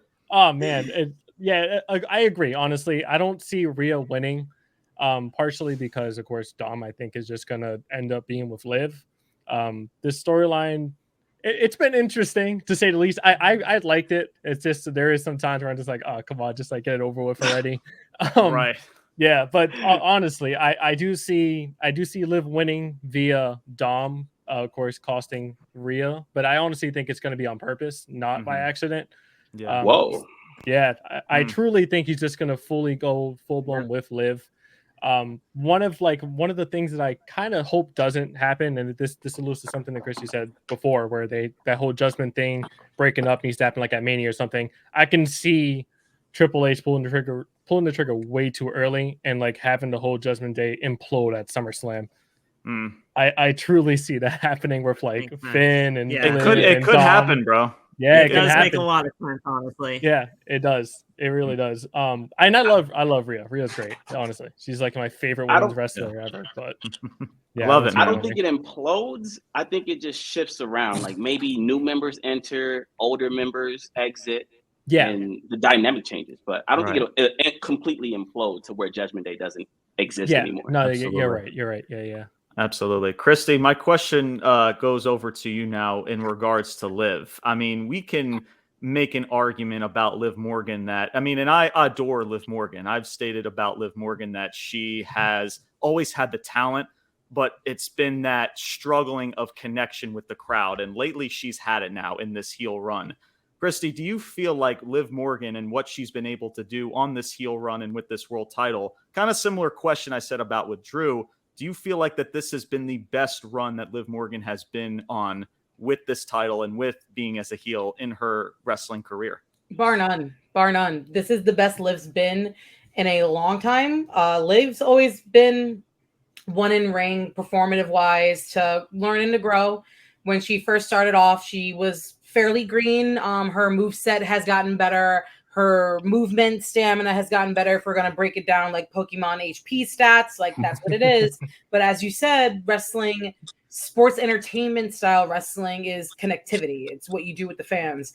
And I'm so sorry. The social media game that Olivia Morgan has been posting lately is wild. My friend just sent me, it's so funny. My friend sent me on Instagram a post that Dominic had posted, and it's a video of him scrolling through his likes on Instagram, and it's just Liv for 18 screen ups, just straight. And she's having fan art commissioned. She's paying for fan art. No way. Of her and Dom and her and Rhea. And there was one where it was her and Dominic as Brat's characters, one of her as Vicky from Fairly Odd Parents, very Y2K Jen, and she knows the crowd that she's serving.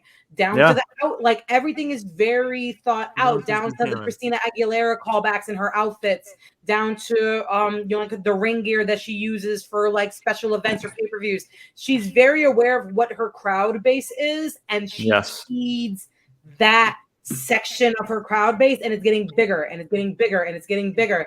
Absolutely. If you looked at Rhea, if you looked at Liv Morgan's Instagram story, the Monday Night Raw that Rhea came back and she was doing the televised interview with Rhea on the Titantron, it was just everyone saying that they loved Liv, that they couldn't wait for her to take down Rhea. And last year that wasn't a thing. It was only Mommy on all socials. No one else existed. Liv Morgan has carved herself out a space in the zeitgeist. Yeah. Against someone like Ripley, which is a very hard and difficult thing to do. So much so to the point where, at least social media-wise, she's almost toe-to-toe with Rhea. And people need to realize that, once again, it's not just all about movesets. If that's the case, we would be watching boxing, UFC, MMA, things that aren't scripted. But if this is part of the whole deal, Liv's done an amazing job with making herself relevant. Very similar to what I was saying when I need Bron Breakker to do. She's made herself relevant in a space where she wasn't before. How the match ends, Finn gets involved. That's what my call is. Dom is just as shocked as anyone else is. Dom's shocked with Rhea. It's Finn that backs up Liv. And that's going to further boost both of them, because Finn's kind of been floating in a state of insignificance as well. Right. And Finn Balor, it's Finn Balor. We have a Finn Balor on our roster. Right. Babysitting the kid. Sorry, I just wanted to say, can we all agree that the person who's coming out of this feud the strongest is Dom's actual wife? You have Rhea and Liv Morgan fighting over your man's week in and week out, and you're still holding it down. Good for you, honestly. Well said, brother. You gotta be very strong. You gotta be very strong. You gotta be very strong to have some sort of storyline go on like this with your significant other. Look, and here's the thing. I'm not even gonna say that in just of the case of Dom's wife. Also, Buddy Matthews just saw Rhea Ripley. Buddy Matthews just saw Rhea Ripley lick the face of Dominic Mysterio just this past Monday on Raw and just go absolutely crazy. So I was like, you know what? Strong people are in the relationships right now. That's all I have to say. Absolutely. Brian, I'm going to send this over to you, man. And we've already spoken about it many times. We've spoken about it already in this roundtable. And that is, of course, this allegiance between Finn Balor and Liv that could potentially happen here. Of course, back in 2022, their history and the story of how they were trying to take down the Judgment Day. Do you feel like, in regards to evolving the story, that's kind of the best booking decision moving forward, is aligning Liv Morgan and Finn Balor at this point? Yeah, I kind of think you have to. If you're going to, you still have a story to tell with Dom and Rhea. How I see this whole thing playing out, like I said before, I think the Judgment Day going into SummerSlam is going to look very different than the Judgment Day coming out of SummerSlam. To where I think Finn gets involved in both matches. Liv is going to retain because of that, and even Liv, like, you know, she's playing this whole, like, you know, I'm in love with Dom and whatever, and she was crying, you know, walking away. That's all playing, man. Like, this is Finn and Dom, or I'm sorry, Finn and Liv. Like, here, at least 3 members of the Judgment Day are going to be JD, Finn, and Liv. That's going to be your new Carlito. Judgment Day coming out of. We can throw in a Carlito, I guess. Carlito. That's what, even Carlito, man. I'm wondering, because he's more like a comedy guy. I don't know. Man. Yeah. So, but yeah, Yeah, I think Liv shows her like what she's been doing this whole time. Because remember, this whole story is just about getting at Rhea, like taking everything from Rhea. Right. She doesn't give a shit about Dom or, you know, whatever. So this is where I think Finn and Liv make it clear that they're, you know, they wreck shit. And it's them too. Yeah. Absolutely. Phil, the same question goes to you. Do you feel like that an allegiance between Finn and Liv is the best case scenario for the storyline at this point? What do you think? 100%. 100%. Because the thing is, what I'm not saying that people are forgetting about this factor, but who helped Finn Balor and JD McDonough win those tag team championships from The Miz and R-Truth? Liv freaking Morgan. Yeah. Mm-hmm. No, like that right there automatically just showed Finn Balor, like, hey, look, I mean, she's paying dividends for us in the Judgment Day, whether anybody wants to believe it or not. And I can completely see that 6 mixed person tag team match happening.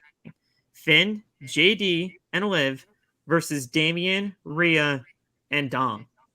If Dom and Rhea still continue to reconcile and connect. Mm-hmm. So it can happen. It can happen down the line. And ultimately, I felt like we could have seen a Finn and Damian feud a long time ago. I honestly thought we could have seen a Finn and Damian feud heading into this year's SummerSlam because of, you know, the imploding of the Judgment Day. But maybe, just maybe, if they want to continue on this whole thing, we could possibly see that at Mania this year.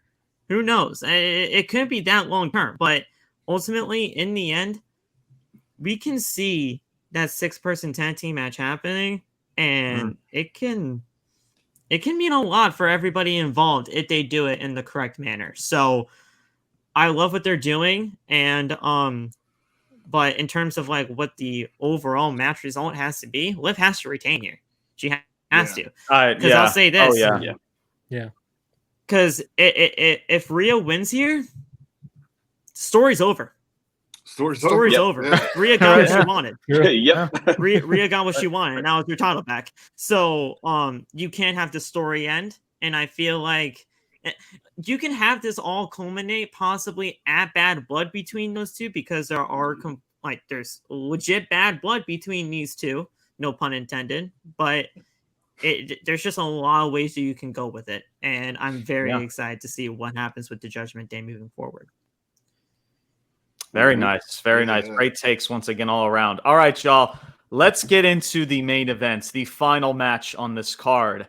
And that is Cody Rhodes, the American Nightmare, the undisputed WWE champion, versus the tribal chief, ? That is Solo Sikoa. Not my tribal chief. Right. Not my tribal chief at all. I love the Paul Heyman impressions. I love that. Anyway, Cody Rhodes, he has now been champion for 109 days. So I will start this off with Phil. So Phil, my first question is this. We know that a certain someone is most likely going to make his big return. Do you feel like this match is SummerSlam main event worthy outside of just Roman Reigns' return? It's a fair question. It is a fair question. No. Look, I want to say this quick, because, you know, everybody knows here that I love me some Cody Rhodes and what he's been doing. Really the chase to get to the title. The title reign right now, and I'll say it, Triple H, you kind of got to do a little bit more work, my guy. Because things are, just trying to figure, we're trying to figure things out right now. But I'll say this, whoever was going to be the one to defeat Roman was going to have problems like this, just like Gunther. I mean, you have a lot of expectations for a champion after Roman reigns for 4 years. So no wonder why Cody Rhodes is having a quote unquote boring championship reign right now, when there really has not been, much of what's going on. But in terms of, what people say. But with everything that's happening right now with the Bloodline 2.0, Cody going on with Randy and Kevin Owens, this whole thing here was not SummerSlam worthy in the slightest. Everybody thought that it was probably going to be Cody and Randy at SummerSlam, really. But it did not happen in that way. It didn't. They went with Solo. And if everything does go in the way that we all hope that it is, and Roman Reigns does return at SummerSlam, which I feel like almost everybody here is hoping to be the case, then we got to figure out, all right, what's that, Cody? Because it's like, well, you have everything happen here. You're having Solo take another L when apparently L's matter in the Bloodline, and he's taken so many L's as of late. 0-34 after John Cena. 0-40, Phil. So 0-40. He's lost 40 matches in a row. Let's keep right. Yep. Yeah, that was there nuts. You go. So yeah, I mean, it's just a matter of what they do from here. And let's not forget, look, as soon as Roman gets back, we're starting that Bloodline versus Bloodline story. So, I mean, if we're going all the way to War Games there, we still need one more person for Solo's side, and then we need to get the OG Bloodline back together. And that's just going to be completely something to look into there. But what is next for Cody? That's the real only question that I have after this, because that's the big concern here, because I can count on one hand the main eventers on Friday Night SmackDown, and that's all due to Triple H and his draft that does not really do anything in the end right now. Yeah. Chrissy, same question goes to you. Outside of Roman Reigns' return, we know it's going to be special. We know it's going to create headlines. Outside of that, do you feel like this match is SummerSlam main event worthy outside of Roman Reigns' return? No. Damian and Gunther should have been main event. Rhea Liv should have been main event. Bayley Nia should have been main event, because Cody... Punk and Drew. I would say, Cody Rhodes, son of a plumber. Cody Rhodes is so far removed from his father's shadow at this point, which is what he wanted. But Cody Rhodes is also Homelander. Cody Rhodes is the unemployable character. Cody Rhodes is so perfect that he's unrelatable, which is a problem his father never had. I would prefer this Cody. Fine. I love this Cody. Cool. Whatever. Star Spangled Banner, blah, blah, blah. Make him brunette again. The plastic bleach blonde hair makes him seem fake. Like, it's these particular little character bits that's killing me with Cody, because right now the Bloodline as it is now looks like a really cheap version of Pretty Ricky. I'm not sure if y'all know who Pretty Ricky is on this side of the I know who Pretty Ricky is. Crazy. Y'all, they have Solo Sikoa, someone who I'm supposed to see as a viable threat, walking out in a red crushed velvet t-shirt in 90-degree heat on a Friday night SmackDown. And I'm supposed to, with a Cuban link and like OJ Simpson murder gloves, and I'm supposed to take this seriously? No.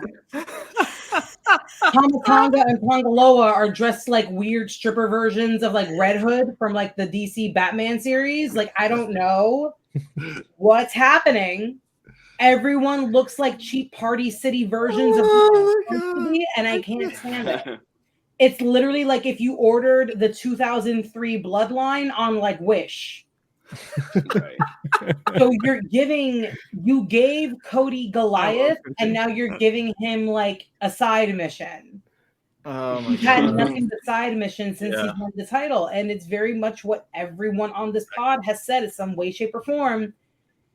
It's the big moment, and then what, and then what, and then what. And I'm not saying that Cody can't do the and what, but like you gotta set him up. Cody can lead a dance. I know Cody can, but it's who you assign as his partner. And if you John Cena only one person to the top of the card, and then don't build up your other characters in terms of growth and storyline, he's going to be going up against people who look weird to be going up against for the rest of his career.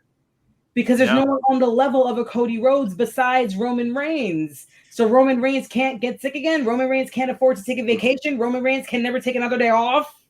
Right. That's outlandish. That's ridiculous. You need to build up your other roster because we already know what's going to happen after Solo. It's going to be Cody and Randy.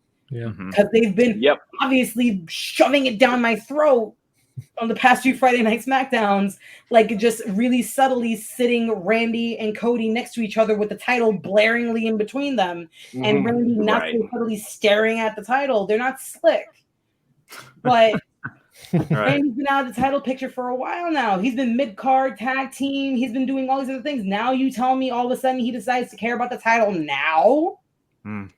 It makes no sense. When he didn't care about getting the title when Matt Riddle got killed by the Bloodline and told that he was never able to challenge again while Roman was champion.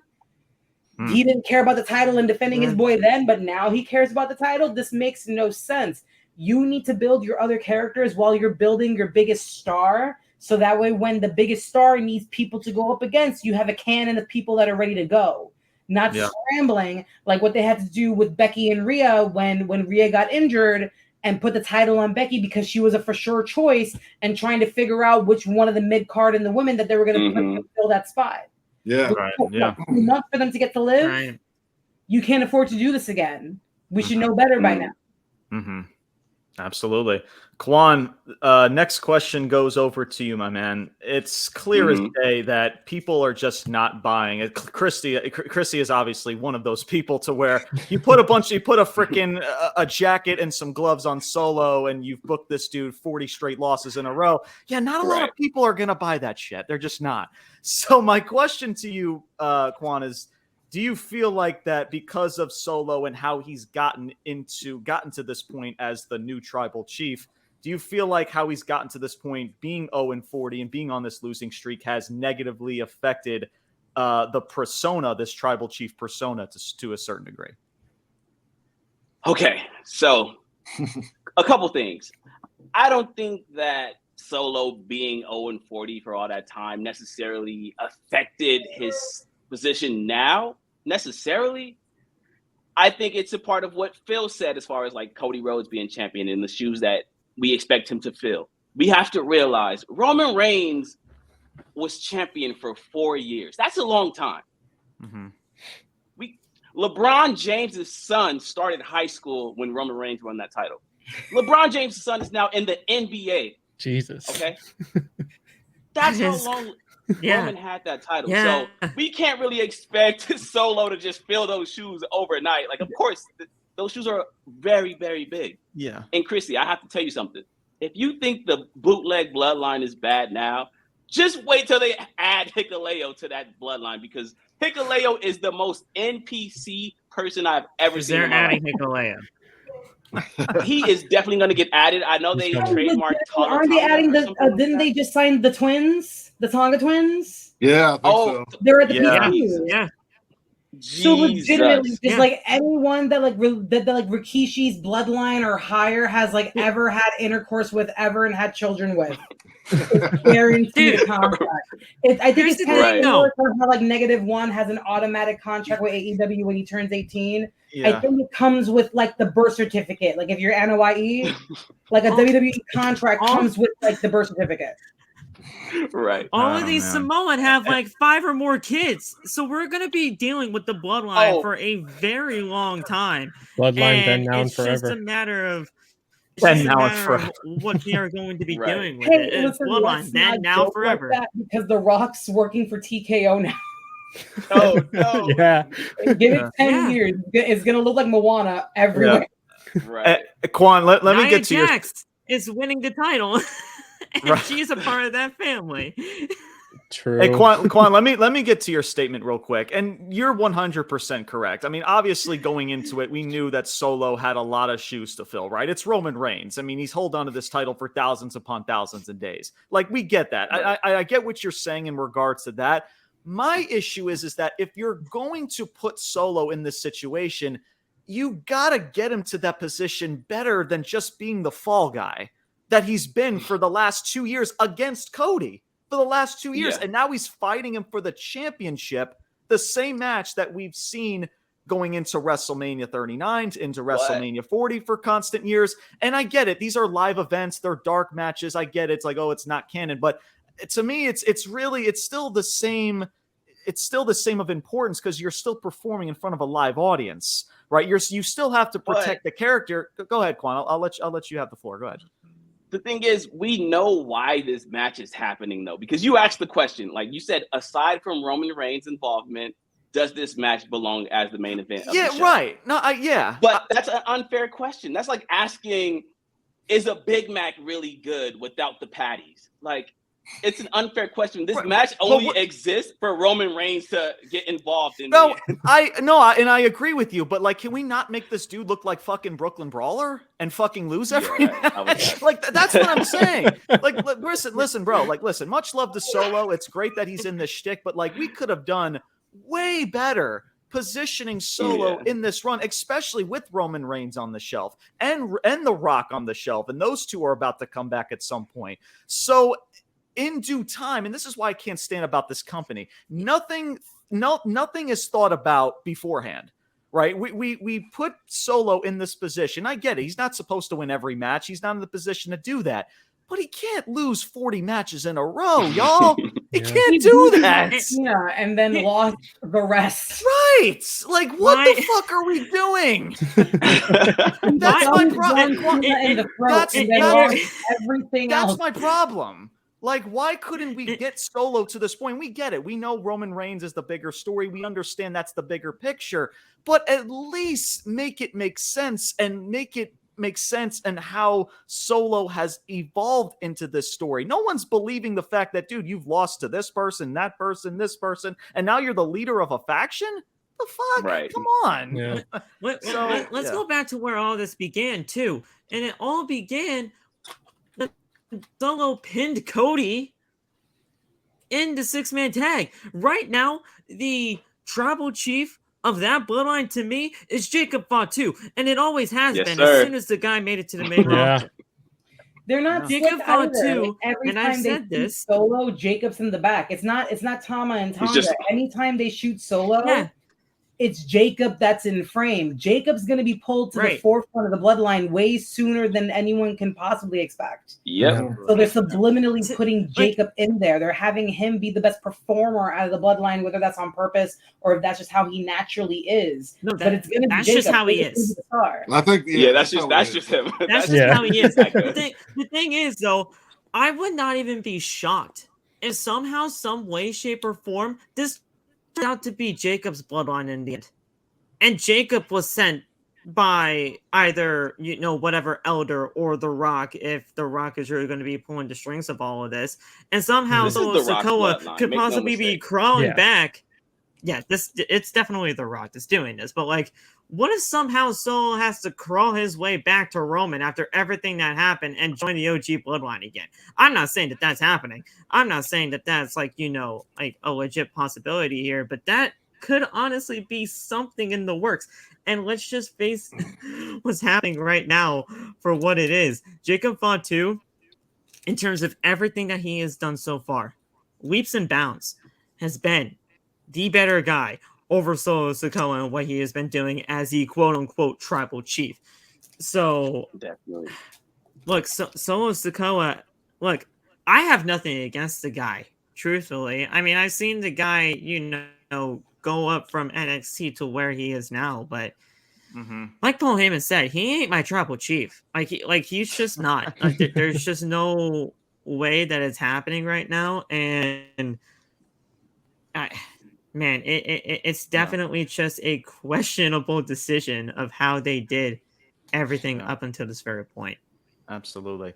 Eric, my next question goes over to you, my man. So we've spoken about Cody Rhodes' title reign, right? And for justified reasons, a lot of people have just not liked the booking aspect of it, right? And so in regards to Cody, because there ain't no way you can stretch out Cody in the bloodline anymore. Like, I'm sorry, you just cannot do that, whatever happens after SummerSlam. So in regards to Cody and this title reign, once Cody is done with Solo in the bloodline, hopefully, freaking fingers crossed, what do you feel like is the best case scenario for Cody to allow this title reign to catch up steam? Is it with Randy Orton? What do you think, man? The floor is yours. Yeah, honestly, that's honestly the only person they actually built up to have him defend the title after freaking SummerSlam is Randy. I honestly think it's probably the best choice. I mean, they do have history. I mean, of course, what was their tag team? Legacy back then? I think it was called Legacy. Yeah, Legacy. Yeah, Legacy. That right there is a storyline in itself. Randy can just be like that ultimate heel, saying, I built you up, I'm going to tear you down. That's my title. Honestly, I can live with that. Have that go on for a couple of months. And yes, heel Randy is the right decision to do it. Yes. Heel Randy is definitely the right decision. For sure. Absolutely. I feel like Cody, same thing what Phil said. Like, I'm enjoying Cody's title reign. I feel like he gets a lot of crap because obviously he's coming off one of the greatest wrestling, champions of all time, Roman Reigns, and that whole bloodline storyline. So people got to give him the benefit of the doubt. He's had some fantastic matches against AJ Styles. Absolutely. Yeah, fantastic matches against him. The one thing Cody will always do. Always deliver. He's always going to deliver in great matches. Exhibition against Logan Paul at King of the Ring was honestly good pretty too. darn solid. Yeah. Yeah. Honestly, I feel like this whole bloodline thing has gone on way too far. I don't know if you guys noticed. I'm pretty sure you guys noticed the past 2 freaking SmackDowns have had copy and paste endings where it's just they just turn the other person around. So instead of having Cody on the ropes tied up, they have Kevin Owens and Cody's going through the table instead of Randy. It's freaking ridiculous. Yeah, bro. We said that. Me and Brian spoken about that on the podcast too, man. It's the same. Yeah, it's the same. I love the fact that show. you're building up the bloodline, right? But it's just like, we got to get more creative on how we end the show, man, and how we go off the air. It's just, it's really, absolutely. It's funny you mentioned that, Eric. That's very, very well said there. No, for sure, man. Yeah, I don't know. Like, I just feel like the whole thing with Cody, the bloodline has run its course a long time ago. Roman better show up, because if he doesn't, I don't know where the heck this is going to go. And I can't sit through another 4 weeks of Cody just getting jumped by the bloodline, and then, as you said, like the boring old Solo who comes out dressing like freaking The Weeknd and blinding lights. Like I don't even hear his like music anymore in my head. All I hear is like it's 5 a.m. anytime he walks to the ring. And I'm like, Lord. And you guys are right. Jacob Fatu is completely outshining this dude. Like ever since he stepped in, like, I was not invested in Bloodline at all until he showed up, to be honest. Yeah. That's what WWE was hesitant on. That's what WWE was hesitant on. I don't know if you guys saw the whole reports or anything like that, but WWE was hesitant of putting Jacob Fatu with Solo because of how good Jacob Fatu is and how he was going to outshine Solo in every single way, shape, and form.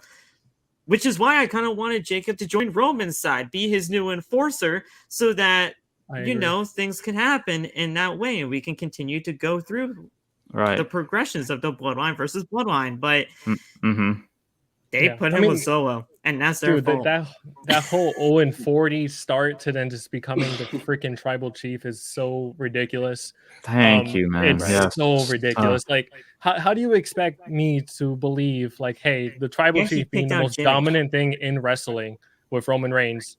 Okay, Solo's next in line. That's great. You could have built that up so much better. Like, yes, man. I'm pretty sure, like, if I'm not mistaken, did Cody not beat Solo in a one-on-one match like right before Mania when he took the title off? He sure did. Yes, he did. Yes, he did. So it's like, why are we having this match again? And it was pretty easy. It wasn't even like a hard match. I don't know. Bro, this is SummerSlam. This is ridiculous, man. I hate to say it. We're all talking about Jacob outshining Solo, but honestly, even Tama Tonga is outshining Solo at this point. He keeps going viral for going like yeah, or whatever that weird thing he does. He's even outshining Solo at this point. Oh man! Don't even get me started on Tonga. the other Tonga Loa. Tonga Loa. Tonga Loa. His botches Dude, are outshining Solo. I feel so bad for him though, because everybody automatically just saw this guy for what apparently he was in New Japan, even though I didn't really see much of Tonga Loa. I saw God together in New Japan. I didn't see any of them as a solo act or anything like that. So when I saw everything that happened with Tonga Loa and just how they're just continuing to bury this guy online for what the botches have become, I'm just like, you know what? Now it's just automatically with him being in the back in a suit. When I fear it's going to be Jacob and Tama as a tag team when God is right there, and I don't think they're actually going to be able to pull the trigger on that because of how bad Tonga has been positioned since coming up with his brother. Absolutely. So Brian, it's bad, but Brian, close us out, man. So in regards to Cody's title reign, hopefully he's done with the bloodline after this. What do you think that could truly spark Cody Rhodes and his title reign once this is all said and done? Yeah, I mean, going forward, he's got to. Bloodline has to be against Bloodline, and Cody's got to get the fuck out of there. And going forward, I mean, it's definitely Orton, and that feud, I think, ultimately, that's probably going to go down as Cody's best feud as the champion, with all the history you can tell. References to Dusty. You can even bring Cowboy Bob Orton back into it, get that, bring that element into it. But yeah, man, he's got to go. It's got to start with Randy. Cena, he's going to fight Cena sometime next year, however that goes down, but that's definitely going to be a match. I don't know who else other than that, but definitely Orton and Cena are on the horizon for Cody for sure. Yeah, absolutely. Go ahead, Eric. I just want to say, like, with the whole Cena feud there. Does anybody else? Because Chris mentioned this earlier. Anybody else want to see Cody as like Homelander, like actual Homelander heel, like going at facing Cena? Because I do. I honestly, like, eventually. Obviously, it's too soon. He needs to run his Cody Rhodes on being the elite heel. Cody Rhodes on being the elite is better than the Cody Rhodes character-wise that we have right now. The face Cody Rhodes. No, heel gay. Yeah. No. Cody Rhodes is nowhere near like YouTube series heel Cody Rhodes. Yeah.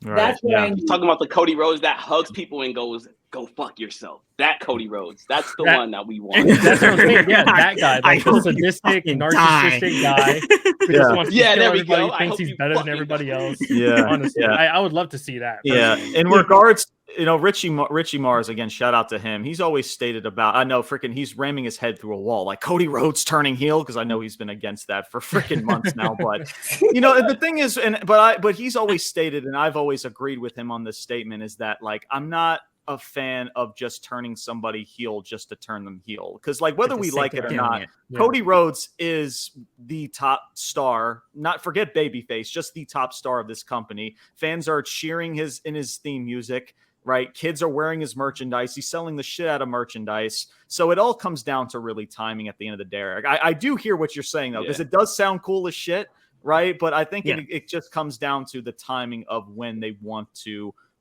do that in regards to, for sure. It just needs to be booked right. Absolutely. So I look at it this way. It's very hard to find a genuine babyface nowadays in terms of, like, actually having the crowd cheer for you and actually, continue to get behind you in the end. Cody's that next guy.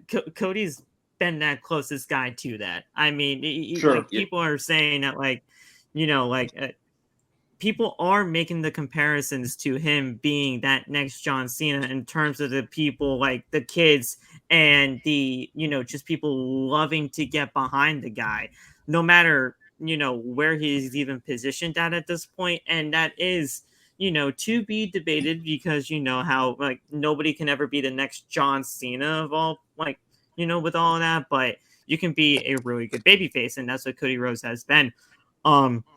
and I've always been vehemently, against having a Cody Rhodes heel turn at this current point in time. But do I ever want to see it at some point throughout this run? Of course I do, because heel Cody, during the stuff when he did the undashing stuff, that was one of his most underrated gimmicks. That was a good bar That was none. a good one, yeah. Yeah. That was one of his most underrated gimmicks, bar none. So heel Cody works. It's just a matter of how you do it. So Absolutely. I'm personally for it in the end. Absolutely. Guys, this was tremendous. I want to thank all of you guys for being a part of this. We've been on now for 2.5 hours, but this has been tremendous. I would go another 2.5 hours with you guys, but we would be up all fucking night long. But thank you guys so much. And thank you to everybody who is listening, who is watching this on YouTube. Make sure you guys go check out all of these beautiful people, all of their content, their podcasts, all of their socials and all that stuff. All of that, if you are watching this on YouTube, will be in the description box down below for you guys to go check all of these beautiful people out. Again, their socials, their content, all of that stuff will be in the description box down below. And of course, you see the banner down below. Make sure you guys follow Ruthless Talk on Instagram and TikTok. That is Ruthless_Talk. Me and Brian will be discussing SummerSlam next week in a big SummerSlam review. Of course, we got AEW All In coming up, so me and Brian will be discussing that as well. So lots more content to cover. But once again, guys, I want to thank all of you guys for joining me and Brian on this roundtable. This is our 4th roundtable, and it continues to get better and better with just connecting with other wrestling content creators, and not just content creators, but other fans. And it's always a pleasure to do such. And again, once again, thank all of you guys. And yeah, this has been great, man. So any final thoughts before we wrap this up? Anybody? Don't be shy. I just want to say thank you all again for everybody, joining in and participating in this. Really, thank you all. Appreciate it. Absolutely. Thank you guys so much. No problem. That is going to do it for today's episode, everybody. My name is James Porcelli. I'm Brian Thomas. And alongside Quan, Phil, Eric, and Chrissy, we are signing off saying salute. Peace out. And take care, everybody. Let's start a riot,